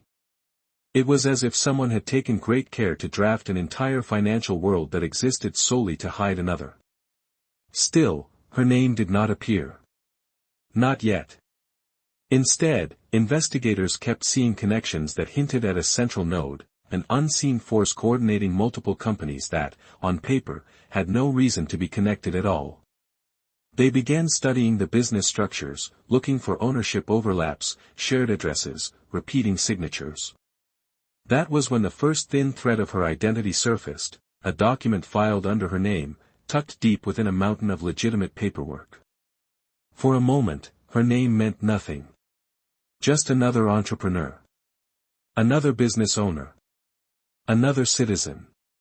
But curiosity is a powerful spark. One investigator looked her up, expecting to find a typical profile for someone involved in questionable financial activity. Instead, he found almost nothing. No criminal history. No public scandals. No signs of wealth that seemed suspicious. Just a quiet, elegant woman with a successful business portfolio and an unremarkable public presence. That discrepancy made her more interesting, not less. Agents began requesting more documents. They reviewed trade records. They studied flight manifests. They traced shipments across borders. Each new detail deepened the quiet mystery surrounding her. Why did a woman with ordinary origins have connections to companies linked indirectly to known traffickers? Why did her businesses appear so clean, so flawlessly maintained? Why did she move money with such careful precision? The more they looked, the more questions they found. But still, no one was ready to believe she could be operating at such a large scale. She didn't fit the profile. She wasn't violent. She wasn't flashy. She wasn't reckless. She wasn't even particularly well known. She was invisible in all the ways criminals rarely are. Agents compared notes late at night, sipping coffee as the glow of desk lamps illuminated stacks of files. Someone observed that her transactions followed patterns only a highly skilled launderer would understand, patterns designed not to avoid detection entirely, but to blend into a forest of financial noise. Another agent pointed out that the companies tied to her consistently appeared in intelligence reports related to trafficking, though indirectly, like faint fingerprints on a glass surface. They began meeting regularly to discuss her. Not because they were certain, but because uncertainty kept pulling them back. The puzzle felt incomplete without her. And as suspicion grew, surveillance measures followed. Nothing dramatic. No raids. No confrontations. Just quiet data collection. Monitoring patterns. Tracking movements. Watching without being seen. Yet even as investigators slowly pieced together fragments of her world, they still lacked the one thing they needed most, evidence. She had built her network so intelligently, so delicately, that nothing pointed directly at her. All the trails looped around her, like planets orbiting a star that could not be detected by light alone. She remained a ghost. But a ghost whose gravity was slowly being felt. In the years she rose quietly among traffickers, she had no idea that in distant offices, her name was being spoken for the first time. She had no idea that analysts were leaning back in their chairs, wondering who she really was. She had no idea that the very perfection of her system, the careful balance that made her empire invisible, was what had finally allowed someone to notice its existence. And while she sat in the comfort of her world, surrounded by soft lights and neatly ordered documents, the first faint cracks in her invisibility had appeared. Not loud. Not threatening. Just a whisper. A suspicion. A name written on a whiteboard under the words, possible coordinating entity. A question mark. Small, quiet, but destined to grow. Before any empire collapses, there are always faint signals, quiet tremors that ripple beneath the surface long before anyone on the outside notices. In Marllory Chacón's world, those tremors arrived not with explosions, but with whispers. A partner arrested here, a shipment delayed there, a discreet ally suddenly becoming distant. None of these events seemed catastrophic on their own, but together, they formed the first subtle cracks in the immaculate facade she had spent years polishing. She didn't feel the shift immediately. Her days still followed the same steady rhythm, reviewing documents, holding private meetings, traveling quietly between offices. But the world around her was changing. Criminal networks that once operated with predictable structure began experiencing internal tension. Trafficking routes grew more unstable. Alliances that had seemed unshakable began to strain under the weight of external pressure. Arrests were increasing across Central America. Politicians who had once guaranteed protection were losing influence or stepping down. Certain figures in the underworld were becoming reckless, drawing attention in ways that disrupted the delicate balance she relied on. The first true warning came when one of her trusted intermediaries failed to show up for a scheduled meeting. He was not the type to cancel suddenly. He was disciplined, punctual, precise, traits she valued. For hours, she waited, tapping her finger lightly against her desk, her mind weighing every possibility. When she finally received news late that evening, it came through a single, coded message: he has been taken. She closed her eyes and let the weight of those words settle. Taken. Not killed. Not hurt. Taken. Which meant he was in custody. Which meant someone else was now hearing his voice. And she knew that a man faced with the possibility of losing everything, his freedom, his family, his life, might say anything to save himself. Still, she didn't panic. Panic was a luxury she had never allowed herself. Instead, she went silent, still as a stone in deep water, thinking through what he knew. Not enough to expose her fully. Not enough to tie her to anything directly. But enough to raise suspicion. In the days that followed, small ripples began spreading. An accountant she relied on for minor tasks resigned abruptly. A government contact who once greeted her warmly now avoided her calls. A business partner hinted that authorities were asking questions about import documentation. Each new development felt like a soft knock on a door she hoped would remain closed. Meanwhile, in the criminal underworld, tension simmered. Rumors surfaced about rival groups being monitored more aggressively, about shipments intercepted without explanation, about confidential information leaking unexpectedly. Fear spread in quiet waves. Men who once acted invincible now held meetings in guarded whispers. They looked over their shoulders more often. They trusted less, questioned more. Marllory observed all of this with a composed exterior, but internally, she felt something she had not felt in years, uncertainty. She tried to reassure herself that her structure was too clean, too layered, too sophisticated to be threatened by external chaos. Yet doubt slipped into her thoughts during the stillness of early morning hours. Then came another blow. A businessman she occasionally worked with, someone who moved in both legitimate and shadowed circles, was detained by authorities. When Marllory heard the news, she listened quietly, her expression unchanged, but inside, she felt a chill settle deep in her chest. She knew this man. He handled himself with confidence. He was careful, discreet, fiercely protective of his own interests. If he had been caught, it meant the pressure on the region had intensified beyond normal fluctuation. She began noticing small signs of fear in others as well. Powerful men who once laughed loudly at dinners now sat with guarded eyes, their conversations clipped, their jokes forced. Political allies spoke in vague terms, choosing every word with unnatural care. Even military contacts, men who once radiated controlled authority, began expressing concern over shifts in operations and unexpected attention. For the first time in a long while, Marllory felt exposed. It wasn't that anyone was pointing directly at her. No one dared. But pressure was building around her like a tightening circle. Every arrest, every rumor, every uneasy conversation added another layer to the quiet tension growing in her life. One night, unable to sleep, she sat on her balcony overlooking the quiet city lights. The air was cool, carrying the distant sounds of traffic and the faint rustle of leaves. She wrapped her arms around herself, staring out into the darkness. For years she had controlled her world with absolute calm. But now the world was shifting in ways she couldn't fully predict. Her mind drifted to the people who had once stood beside her. Some had disappeared into prisons. Some had fled to distant countries, seeking safety in unfamiliar lands. Some had simply vanished. And one, a particularly important partner, had begun acting strangely, withdrawn, evasive, almost paranoid. When she asked if something was wrong, he simply replied, "We are being watched more closely than before." It wasn't a confession. It was a warning delivered in a trembling voice he tried to hide.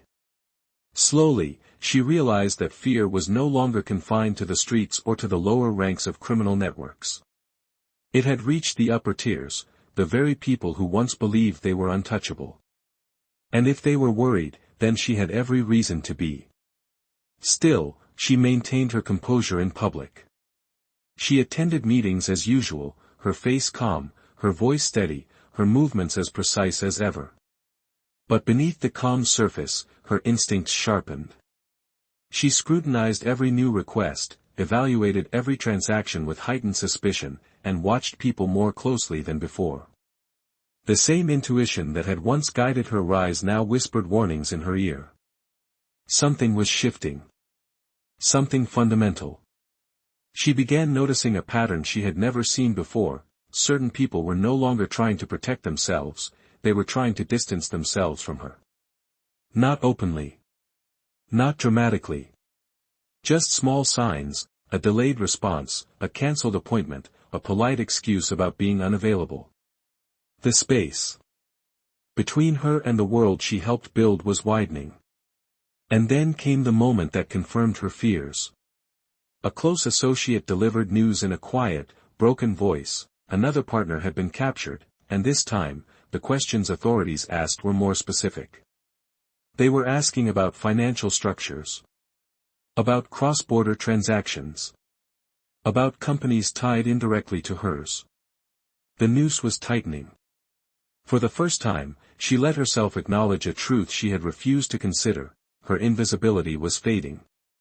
The cracks around her were widening, and the world she had built with such meticulous calm was beginning to tremble. Pressure does not always arrive with noise. Sometimes it moves like a slow mist drifting across borders, invisible yet persistent, touching everything without being seen. For years, Marllory Chacón's world existed in quiet harmony, her networks flowing effortlessly through Guatemala, Honduras, Panama, and into the United States. But now, the world around her was beginning to tighten. The shift felt subtle at first, a conversation cut short, a sudden reluctance from a business partner, but soon, the pressure grew into something unmistakable.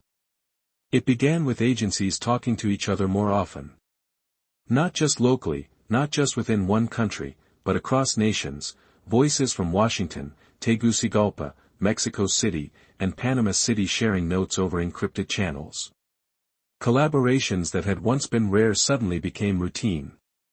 Joint task forces were formed, analysts exchanged data, and intelligence began moving across borders with a fluidity that mirrored the very systems Marllory operated. To her, none of this was visible yet. But somewhere in a room filled with maps and digital screens, investigators were pulling on threads she had carefully woven. One small discrepancy in Panama was connected to a report from Guatemala. A suspicious pattern noted in Honduras aligned with an unusual transfer passing through Miami. For years, these fragments had existed separately, harmless and isolated. Now they were being assembled into something coherent, something dangerous. Her name was still not spoken aloud in meetings, not with certainty, not with confidence. But the outline of her presence had begun to form. And with that outline came attention. In Central America, enforcement units began quietly shifting resources. Surveillance requests increased. Informants who had once been ignored were suddenly being heard.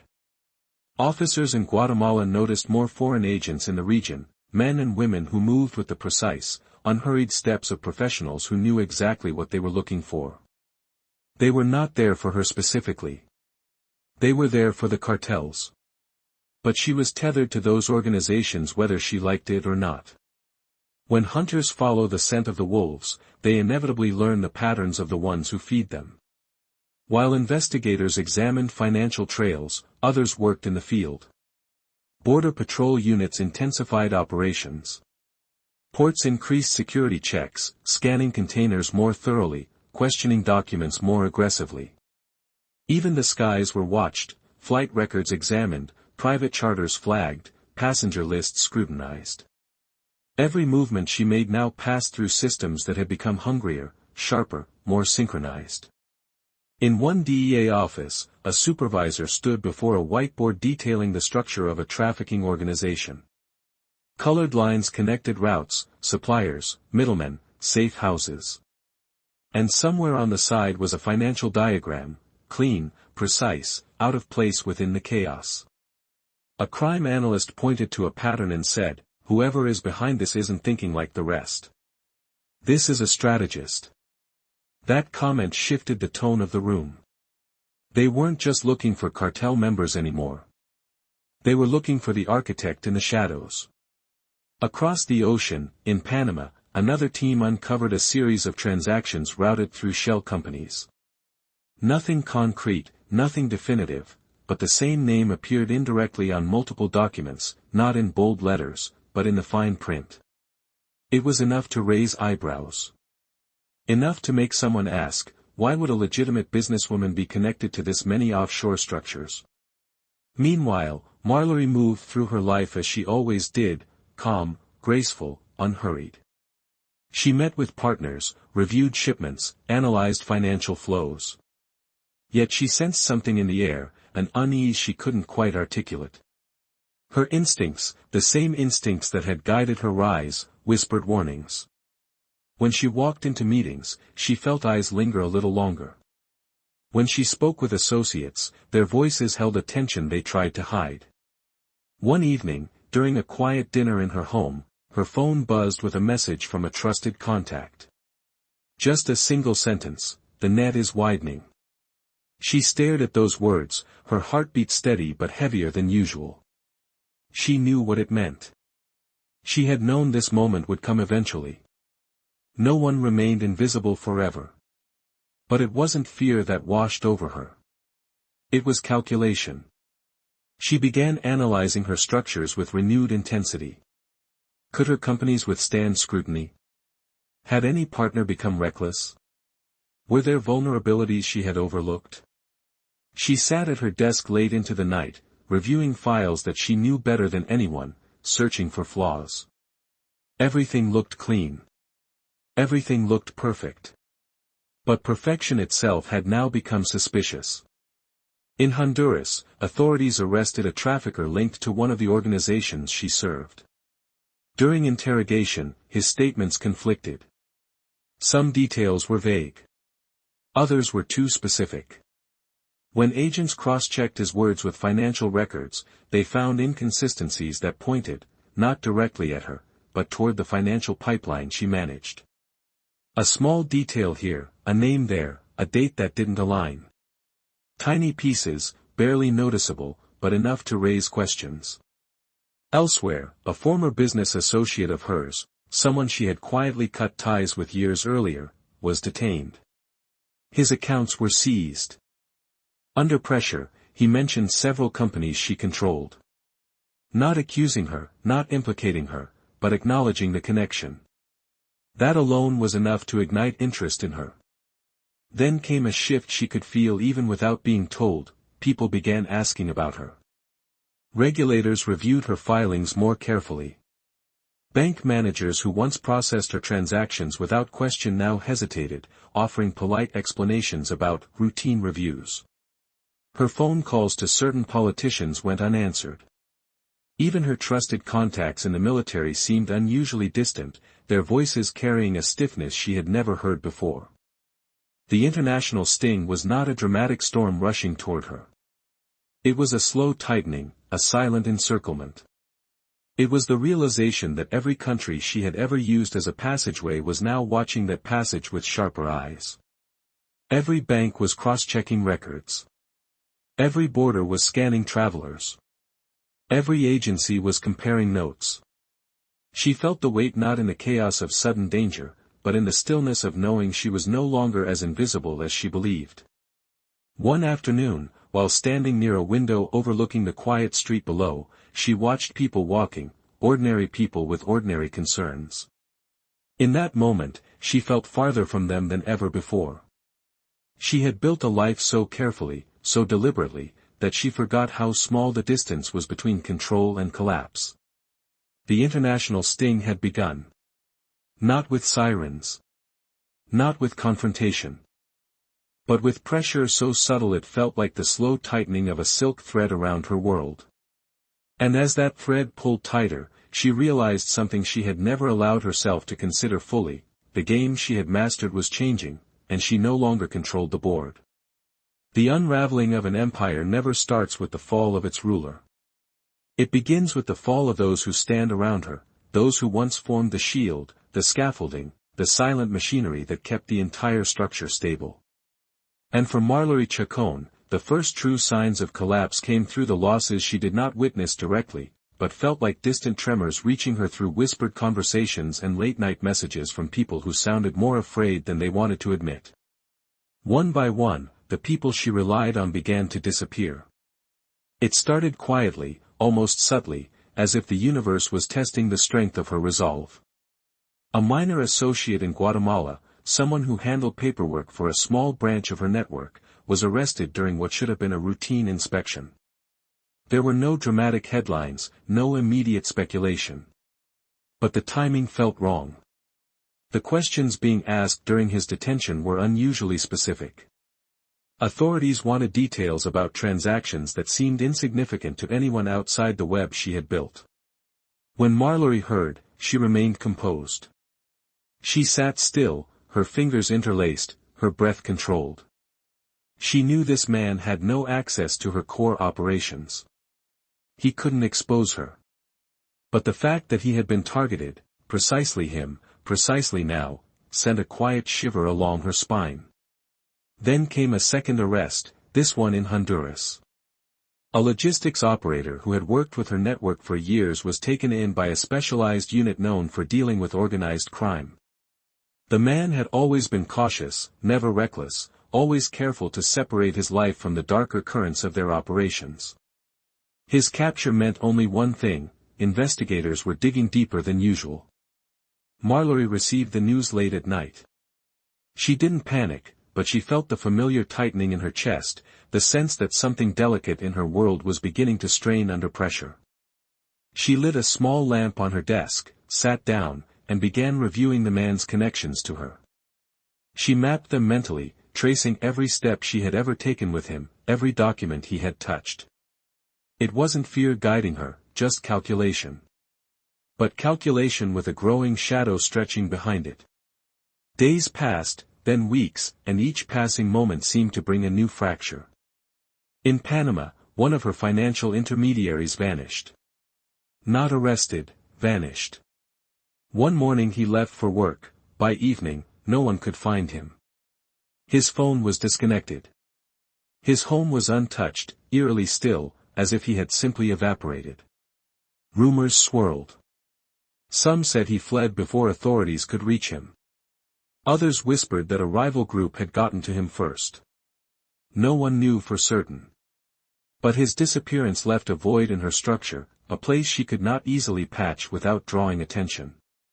And then came the loss that shook her in a way she didn't expect, the arrest of a man who had been close to her, not romantically, but strategically, someone who understood her mind better than most, someone who had provided insights that helped her navigate dangerous waves.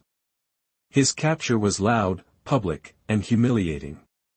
He was dragged out of a quiet neighborhood by a swarm of agents, his hands bound behind his back, cameras capturing every second. She watched it later on a news clip, sitting alone in a darkened room. The soft glow of the screen cast shifting shadows on her face as she watched him struggle against the inevitable. She felt something tighten inside her, not grief, not fear, something quieter, deeper. A recognition. A realization that the storm she sensed approaching was no longer distant. It was here. As the days progressed, the pressure around her world grew heavier. Partners she once trusted became nervous. They called less frequently, spoke in shorter phrases, avoided giving details. Some even avoided her altogether, as if proximity to her might somehow bring the storm into their own homes. A few expressed their concerns openly. One man, normally composed, arrived at a meeting visibly trembling.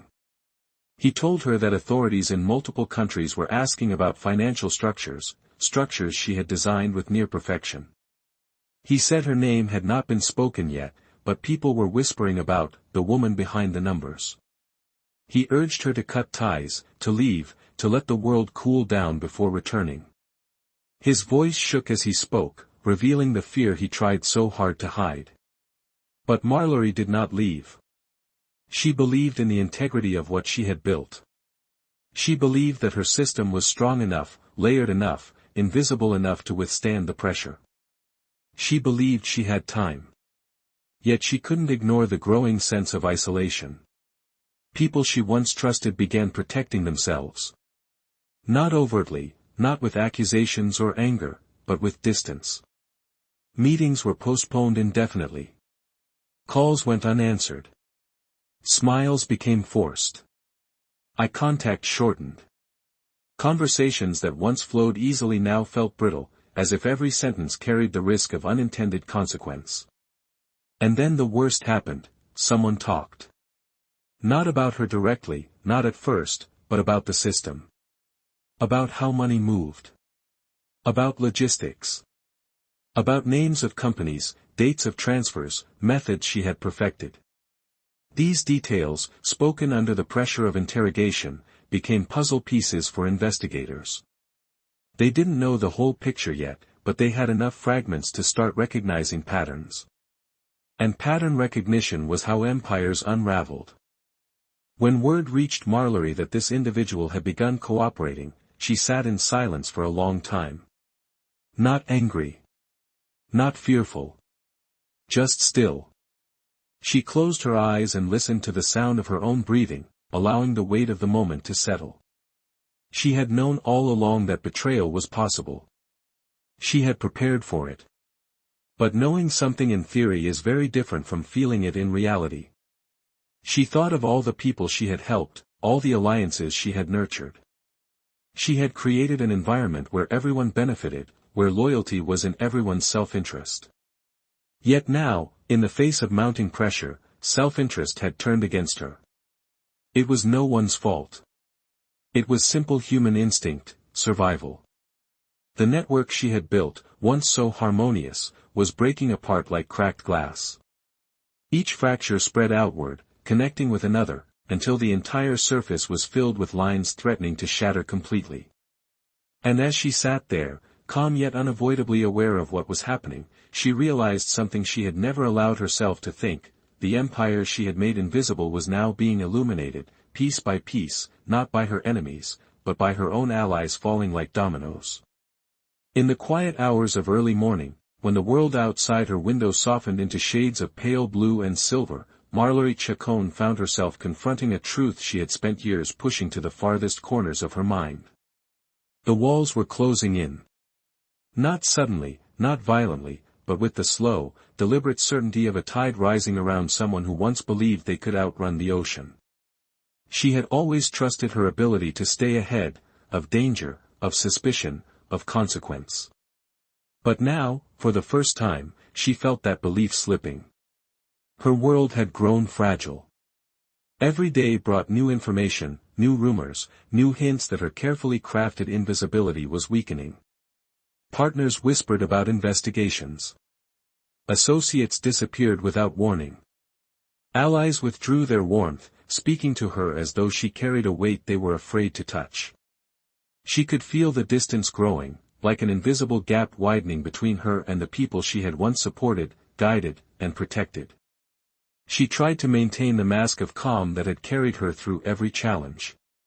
She went through the motions of her routine, meetings, phone calls, reviewing documents long after midnight. But the assurance she once held now trembled beneath every decision. She became hyper-aware of details she used to dismiss: a car she didn't recognize parked too close to the office, a stranger lingering too long near a building entrance, a message that took a beat longer than usual to arrive. She knew that fear can be irrational, but intuition rarely is. And her intuition, always sharp, now pulsed with warning. The most painful part was the shift she felt in the people closest to her. Some were simply scared. Others were calculating their next move. But one person, someone she had trusted more than most, was changing in ways she couldn't ignore. His silence grew heavier. His tone carried an unfamiliar stiffness. He avoided her gaze during meetings, as though looking into her eyes would confirm something he wasn't ready to admit. When she finally asked him what was wrong, he only replied, "Everyone is choosing sides." And though he didn't say it directly, the message was clear: the time was coming when he might have to choose his own. These fractures around her forced her to confront the question she had always avoided: run, fight, or bargain. 3 paths. 3 futures. 3 consequences. Running would require abandoning everything: her businesses, her reputation, her home, her daughter. She imagined disappearing into some distant country, creating a new name, a new life, living in the shadows forever. She imagined waking up in an unfamiliar bed, in a place where no one knew who she was, where fear followed her like a shadow she couldn't escape. The idea didn't frighten her as much as it exhausted her. She had spent years building stability, and the thought of losing it to become a ghost again felt like a quiet death. Fighting was the most reckless choice. Some men in the underworld might have chosen it, digging deeper, strengthening alliances, forcing loyalty through fear. But she was not a soldier. She had never been one of them. She had never relied on violence or intimidation. Her empire had thrived on elegance, on discipline, on subtlety. Fighting meant entering a realm she had spent her life avoiding. It meant risking everything, gambling against forces far larger than she could control. She knew better than anyone that violence always escalated. It was a game with no winners. And then, there was bargaining. The most dangerous choice. The most unpredictable. But perhaps the only one that offered a spark of control. She considered it late at night, sitting alone in her dimly lit office as the hum of the city faded into stillness. Bargaining meant confessing just enough to shift the storm away from her. It meant seeking out authorities before they came for her. It meant giving them something valuable, information, insight, cooperation, in exchange for a chance to preserve some part of her life. But bargaining also meant betrayal. Not betrayal of friends, most had already betrayed her with silence or fear, but betrayal of the empire she had built, of the people who had relied on her mind, her discipline, her brilliance. She closed her eyes and breathed deeply, feeling the weight of responsibility settle on her shoulders. She had always been loyal to her system, not the people in it. But the system was collapsing. And loyalty to something broken was not loyalty at all, it was surrender. The thought of turning herself in made her heart beat differently. Not quickly, not out of panic, but with a somber steadiness that told her it was a real possibility. She imagined sitting across from investigators, explaining parts of a world she had spent years hiding. She imagined the shock, the disbelief, the questions. She imagined the coldness of a courtroom, the flashlight-like attention of a judge, the calculating looks of prosecutors. She imagined the echoes of her own voice as she admitted truths she once promised herself she would never speak aloud. But she also imagined something else, her daughter. Her daughter, the one innocence she had tried desperately to protect from the shadows of her life. The one person who looked at her without suspicion, without calculation. The one whose future she feared losing more than anything. Whenever she imagined being taken away, being thrown into a cell, being erased from her daughter's daily life, a tightness seized her chest. The thought of being gone from the one person who had always seen her as simply mother was unbearable. Protecting that child had always been her greatest ambition, greater even than the empire she built. Now, as her world darkened around her, that ambition became the compass guiding her toward a decision no one in her world ever expected her to make. One evening, she sat at her kitchen table while the soft hum of the refrigerator filled the quiet. A warm lamp cast a gentle glow across the room. Her hands rested on the table, motionless. She stared into the distance, her expression unreadable. For the first time, she allowed herself to speak the truth aloud, in a whisper meant only for herself. "It is time." Those 3 words carried the weight of years.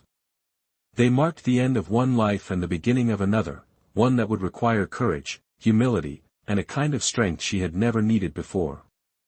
She didn't know what bargaining would bring. She didn't know how much she would lose, or how much she could save. All she knew was this: running would destroy her daughter's future. Fighting would destroy her own. But bargaining, even with all its uncertainty, offered a faint, fragile path forward. A path she would take not for survival alone, but for love. The decision to surrender did not feel like a single moment. It felt like a slow unwinding, a quiet acceptance that settled deeper each day as the walls around her tightened. For someone who had built an empire on precision and control, the idea of walking willingly into the hands of authorities should have felt like the ultimate defeat. But strangely, it didn't. It felt like stepping out of a storm she had been standing in for far too long, one so gradual she had forgotten how heavy the wind had become until she finally felt the stillness. In the days leading up to her surrender, she lived in a strange limbo. Each morning she woke with the same routine, but everything felt different. The air seemed heavier, the silence thicker. She no longer skimmed through documents with the same extraordinary focus. Instead, she found herself staring at words without absorbing them, her mind drifting to thoughts she had never allowed herself to entertain. What would the world look like from the other side of the glass? What would it feel like to no longer be responsible for holding up the walls of an empire? What would freedom mean if it wasn't tied to power? One evening, she walked through her home slowly, almost as if she were seeing it for the first time. The soft light of the lamps washed over the pale walls, her footsteps echoing gently against the polished floors. She touched the back of a chair, the edge of a painting, the frame of a doorway. Every object held a memory from the life she had built, the elegant, peaceful life she had created to shield herself from the truth of what lay beneath. It wasn't the luxury she was saying goodbye to. It was the illusion. Her daughter's room was the hardest place to look at. Toys neatly arranged, small drawings taped to the walls, the faint scent of childhood innocence lingering in the air. She stood there for a long moment, her expression softening. This room represented the only part of her life untouched by the shadows she navigated. The thought of losing this, even temporarily, tightened something deep inside her. But she reminded herself that this choice was for her daughter, not against her. A mother who vanished into the wind would leave only questions behind. A mother who came forward willingly might still have a chance to remain part of her child's life. The night before she left, she packed a small suitcase. Not much, just a few essential clothes, personal documents, and a photograph of her daughter that she slipped into an inside pocket. She packed slowly, carefully, folding each item with a calmness that felt surreal. Most people who fled from authorities packed in panic, grabbing whatever they could. But she was not fleeing. She was preparing for the weight of truth. When the suitcase was ready, she set it beside the door and sat on the couch, letting the silence of the house wrap around her like a blanket. She closed her eyes and breathed deeply, grounding herself in the decision she had made. For the first time in months, she felt something resembling peace, not the brittle, fragile calm she had grown accustomed to, but a deeper stillness, the kind that comes from stepping toward a painful truth instead of running from it. The morning of her surrender arrived quietly. She woke before sunrise, the sky still painted in deep blues and hints of lavender. The world was hushed, as if holding its breath with her. She showered, dressed simply, tied her hair back, and took one last long look at the home she had spent years curating into a sanctuary. There was no melodrama in her movements. No trembling. No tears. Only acceptance. She made a cup of coffee and drank it slowly as the first rays of dawn filtered through the windows. Outside, the street was nearly empty, the calm before the rhythm of the day began. She appreciated that calmness. She held it close, knowing it might be a long time before she felt it again. When it was finally time to go, she picked up her suitcase, stepped outside, and locked the door behind her. The click of the lock echoed, soft, final. She stood for a moment on the quiet street, breathing in the cool morning air. A part of her wanted to turn around, to walk back inside, to pretend that the world had not shifted beneath her feet. But she didn't. She walked forward. Her surrender was not a dramatic spectacle. She didn't arrive surrounded by lawyers or escorted by officials. Instead, she walked into the U.S. Embassy in Guatemala City with calm, deliberate steps. The guards looked at her curiously, unsure of who she was or why she moved with such purposeful serenity. When she approached the counter and stated her reason for being there, the expressions around her changed. Surprise. Confusion. Tension. She was escorted to a private room where two officials greeted her. Their faces held the kind of careful neutrality reserved for moments far more significant than they initially appear. They asked her to confirm her identity, and she did. They asked her why she had come, and she answered without hesitation. "I am here to cooperate." The room stilled. Even the air seemed to pause. From that moment on, everything moved with quiet precision. She was placed under protection, her belongings catalogued, her phone taken. But the process lacked hostility.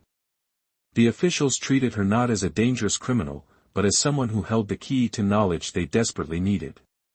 She sensed their mixture of respect and suspicion. She sensed their awareness that her presence in that room marked the beginning of something far larger than herself. As she sat waiting, she felt an unexpected calm.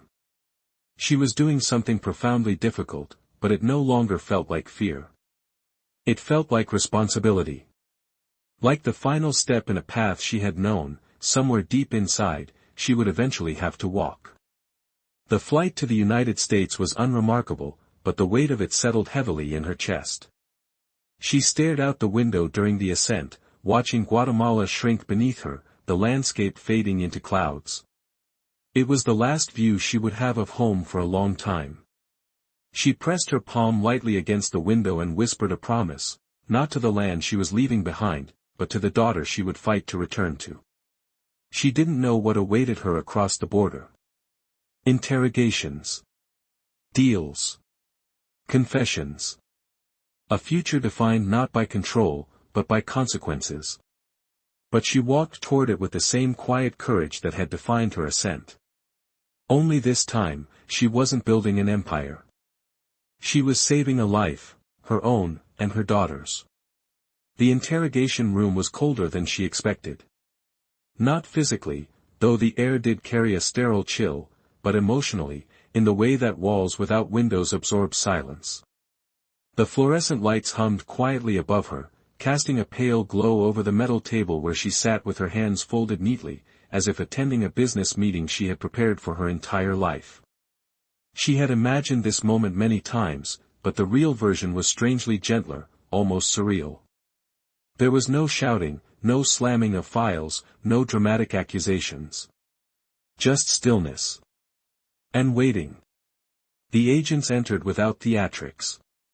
2 men and 1 woman, each carrying folders thick with documents she suspected contained only a fraction of what they truly knew.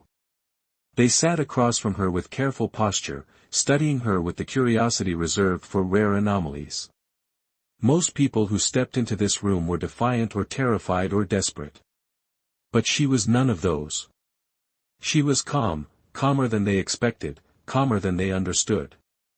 When the lead agent finally spoke, his voice was soft, almost respectful. "Thank you for coming voluntarily." She nodded. There was nothing to add. Words, she had learned long ago, were powerful only when used sparingly. They began with simple questions: her name, her background, her businesses, her travel history. It was a familiar dance. She answered plainly, honestly, offering only what was asked. They watched her closely, searching for cracks in her composure, for the flicker of fear that usually appeared once people realized what they were facing. But her face remained serene, her tone steady, her breathing even. Her calmness unsettled them more than any lie could. As hours passed, the questions deepened. They asked about companies, about partners, about unexplained transactions. They showed her spreadsheets dotted with numbers that formed a map only she could fully interpret.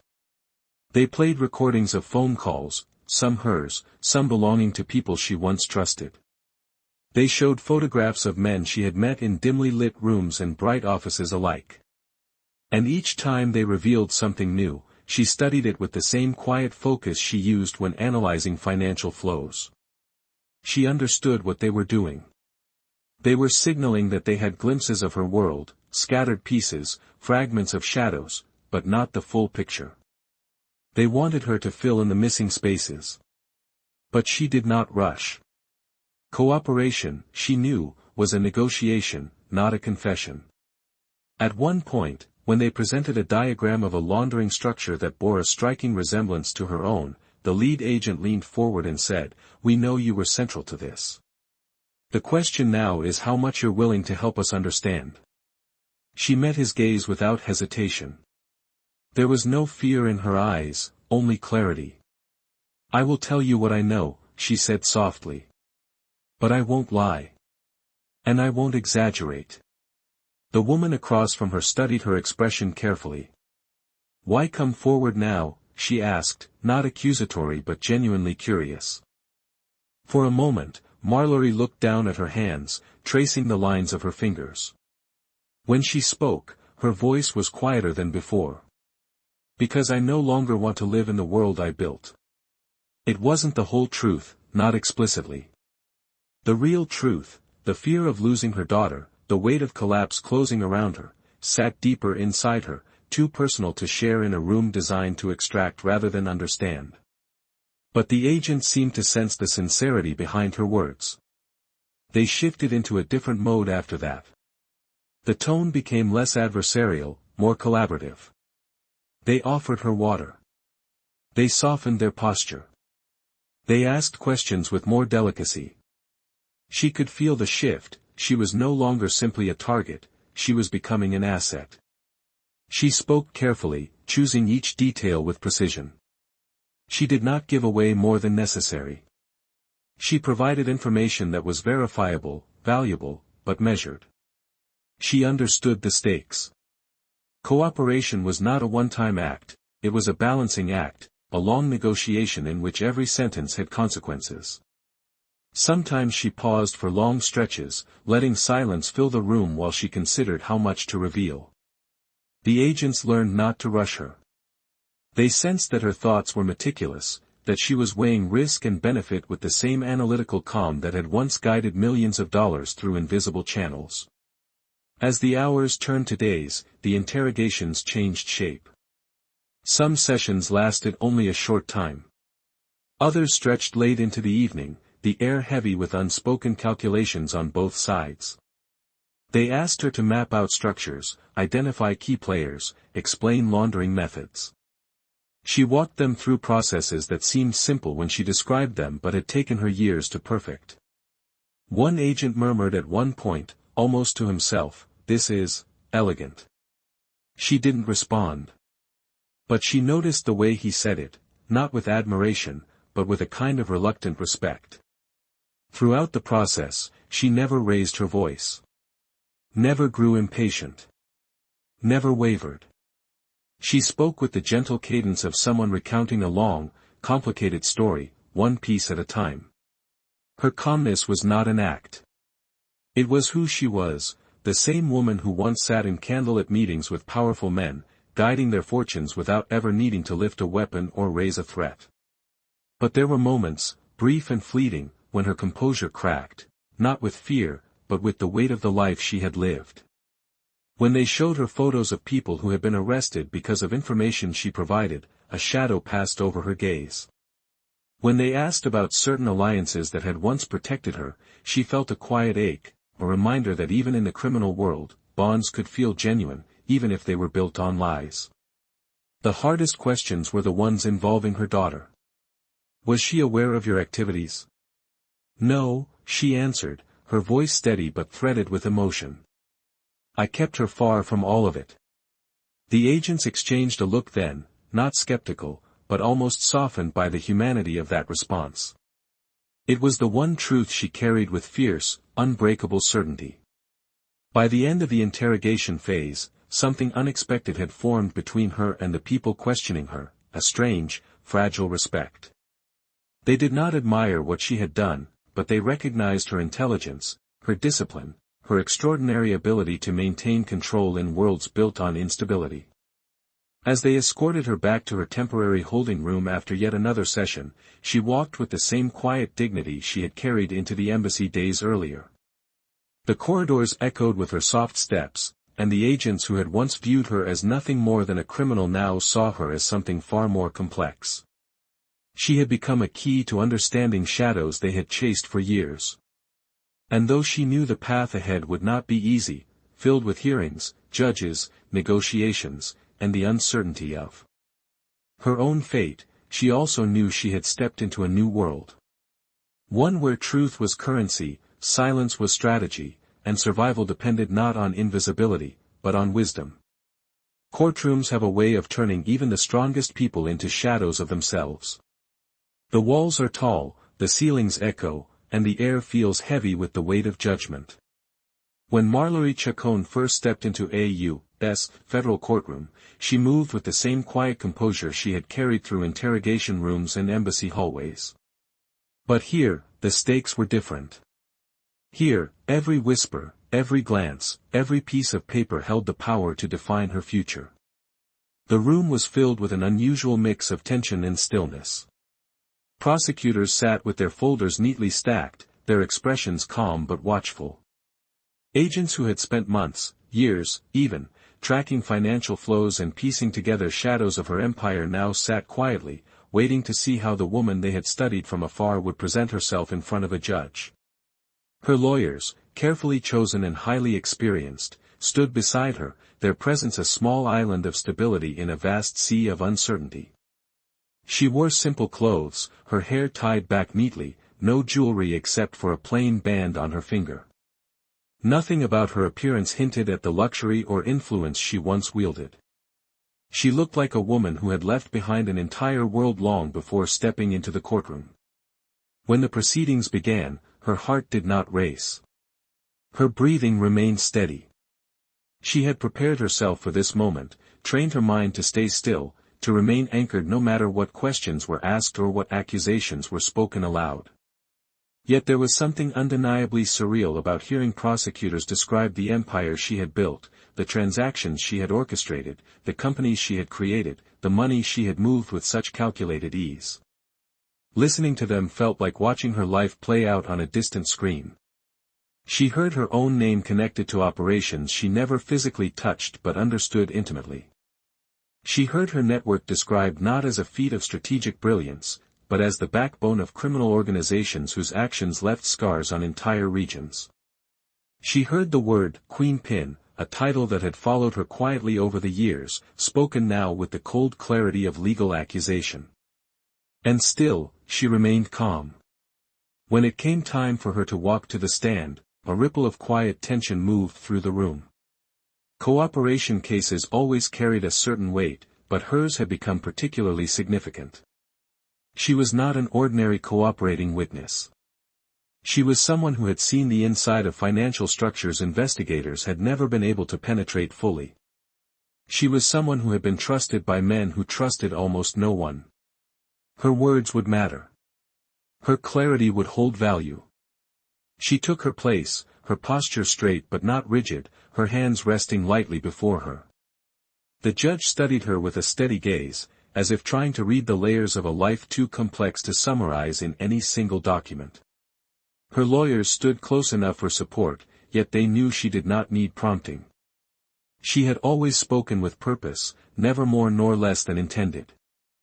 The prosecutor began with simple questions, verifying her role, her cooperation agreement, her understanding of the proceedings. She answered softly, each word deliberate. Yet something shifted in the room as she spoke. People listened more closely, drawn in not by drama or emotion, but by the quiet authority of someone who understood every aspect of the world they were trying to dismantle. When they asked her to describe her role, she did not downplay it. Nor did she exaggerate. She described the structures she built, the methods she used, the logic behind each decision. Her voice flowed evenly, and though the content was complex, she explained it with the clarity of a teacher guiding a class through an intricate lesson. At times, her testimony cut through years of confusion investigators had faced.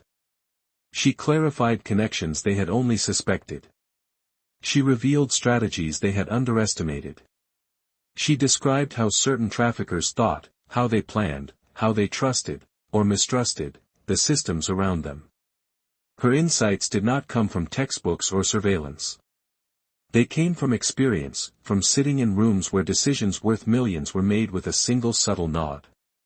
Throughout it all, the courtroom remained almost painfully quiet. Only the soft scratching of pens, the click of a keyboard, or the turning of a page broke the silence. Her composure during cross-examination surprised even those who had expected her strength. Defense attorneys representing accused traffickers attempted to shake her, to question her credibility, to make her contradict herself. They brought up names she hadn't spoken in years, pushed her with rapid questions, tried to weave traps through their phrasing. But she remained unshaken. When one lawyer raised his voice in frustration, she simply blinked once, waited for him to finish, and responded with the same measured tone she had maintained from the start. Nothing rattled her, not accusations, not insinuations, not the pressure of a room full of people watching her tear open the secrecy of a world she once protected. Her calmness came not from arrogance, but from acceptance. She had already faced the hardest parts of this journey. The courtroom, with its rules and structure, felt almost comforting compared to the unpredictability of the world she once navigated. Here, at least, truth had a place to land.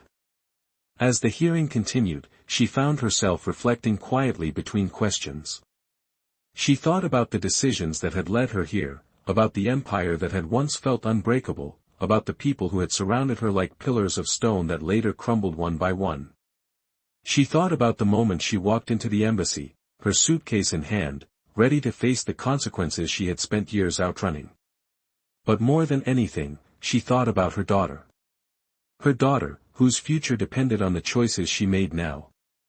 Her daughter, whose innocence was the one truth unmarred by the shadows of her life.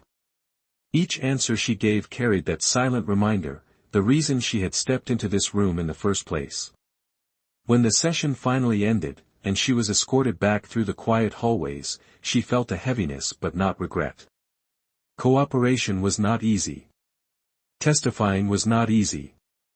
Reliving the past was not easy. But she had entered this chapter willingly, knowing it was the only path that allowed her to reclaim even a fragment of the life she wished to preserve. Behind her, in the courtroom she had just left, prosecutors whispered about the significance of her testimony. Agents exchanged glances, acknowledging how much ground had shifted because of the clarity she provided. Defense lawyers gathered papers with a mixture of frustration and grudging respect. Her words had changed something. And as she walked down the corridor, her steps quiet and steady, she knew there was still more ahead, more questions, more hearings, more negotiations. But she also knew she had crossed a threshold. She was no longer the Queenpin hidden in plain sight, nor the ghost who built empires from spreadsheets and silence. She was a key witness now, an unexpected one, a powerful one, and her voice would echo in rooms she once avoided at all costs. Custody came to Marllory not like a sudden collapse, but like a long, quiet settling of dust, slow, soft, inevitable. After the intensity of courtrooms and interrogations, the stillness of the detention center felt almost surreal. Everything here had a rhythm, lights on, lights off, footsteps echoing in the hall, the faint buzz of announcements. For someone who had spent her life navigating unpredictable currents, the predictability felt strange, and strangely calming. Her days unfolded gently. Each morning began with the same soft hum through the halls, the same muted light filtering through the narrow window above her bed. At first, waking in that stark room felt disorienting. But gradually, she found comfort in the simplicity. No coded calls. No rushed decisions. No financial puzzles demanding her mind. Just quiet. Just routine. Just time. She spoke little, yet the women around her sensed something different about her. Some were hardened by years of survival, others carried wounds they could not hide. Marllory didn't try to stand out, but her calmness drew people toward her, a quiet gravity. When she listened fully. When she offered a few soft words, they felt intentional, measured. She became, without meaning to, a source of steadiness for those around her. But the nights belonged entirely to her thoughts. Lying on the small, firm mattress, she often stared at the faint rectangle of moonlight on the wall. Memories rose and fell inside her like slow waves, the boardrooms, the counted stacks of money, the faces of men she once negotiated with calmly across polished tables. But more than anything, the image she lingered on was her daughter. The child's laughter. The tiny hand in hers. The delicate innocence she had tried so hard to protect from the shadows of her world. That memory had been her compass in the darkest moments. It guided her through interrogations, through the decision to surrender, through every truth she carefully revealed. In custody, that memory softened her edges even further. During scheduled recreation time, she found solace in the open yard. A patch of sky, small, fenced, but real, became her sanctuary. She watched the clouds drift lazily, the sun warming her skin, birds passing overhead with a freedom she didn't envy but admired. For the first time in years, she allowed herself to feel small in a good way, no longer carrying the weight of an empire on her shoulders. Books filled her afternoons. She read about psychology, healing, philosophy, subjects she once believed she had no time for. Now they became anchors, steadying her mind, reshaping the way she viewed her past. She realized she had spent years building a world defined by movement, secrecy, and tension. Here, in confinement, she was learning stillness, truth, and gentleness. Her cooperation granted her safer conditions and quieter days. Authorities treated her differently, not with friendship, but with a kind of professional respect. She had given them clarity they'd never had before. But this recognition mattered far less to her than the internal transformation happening quietly inside her. She had stopped running. Stopped hiding. Stopped pretending she was made only of strength and precision. She was learning to be human again. By the time months turned into something softer, something survivable, Marllory understood a truth she had never considered before: the walls of a cell could be limiting, yes, but they could also protect. Protect her from her past. Protect her from the chaos she once managed. Protect her long enough for her to rebuild the parts of herself she had suppressed for decades. And when the day of her release finally came, she walked out not as the Queenpin the world once whispered about, nor the ghost the investigators chased. She walked out as a woman who had faced herself, and survived. Freedom arrived quietly, without applause or celebration, more like a soft breath released after years of holding everything inside. When Marllory stepped outside the facility, the world felt strangely calm. No reporters, no agents rushing her, no familiar faces, just an open sky and a cool breeze brushing against her skin. It didn't feel like the freedom she once imagined. It felt delicate, as if one wrong step could shatter it. She kept her head lowered, carrying a small bag with her few belongings. There was no plan to rebuild an empire, no ambition waiting in the shadows. She simply wanted stillness. For years, her mind had been an engine, processing numbers, risks, alliances, danger. Now, for the first time, it didn't need to calculate anything. It only needed to breathe. Life on the outside was overwhelming in quiet ways. Standing in a grocery store, hearing people laugh, watching cars pass, it all felt new. She moved slowly, adjusting to the softness of ordinary life. No coded messages. No partners whispering warnings. Just noise, light, and the steady rhythm of a world she had once viewed from behind thick glass. Rumors about her future circulated far away, but none touched her. Some imagined she fled to a remote coastline. Others believed she remained hidden somewhere in the United States. The truth was simpler: she lived modestly, rekindling the calm she spent years chasing. Each night she sat by a window, thinking of her daughter. That bond, untouched by shadows, was the compass guiding her new life. Her past no longer controlled her steps. She had become, finally, a quiet figure in a quiet world, anonymous not by strategy, but by choice. Legacy, Marllory learned, is rarely the empire you build. It is the quiet understanding that remains when the world stops speaking your name. In the years after her release, she lived softly, far from the noise of courts and headlines. No one recognized her in the places she visited. She blended into cafes, parks, and markets like a leaf carried gently by wind. The woman once called a Queenpin now preferred silence. She spent evenings sitting near open windows, letting dusk settle around her. Reflection became a daily companion. She reviewed her past not as a chain of crimes or achievements, but as a long road filled with lessons, sharp, painful, honest. She understood the dual nature of her story. There had been brilliance in her strategy, but consequences in every choice. She didn't deny either. Acceptance had become a kind of peace. Her daughter remained the center of her new life. She didn't need to explain everything, love filled the gaps where words could not.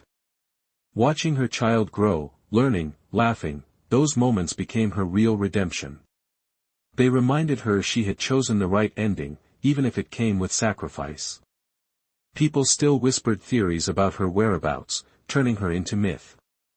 A ghost. A symbol. It didn't matter. Those stories belonged to the world. The truth belonged only to her.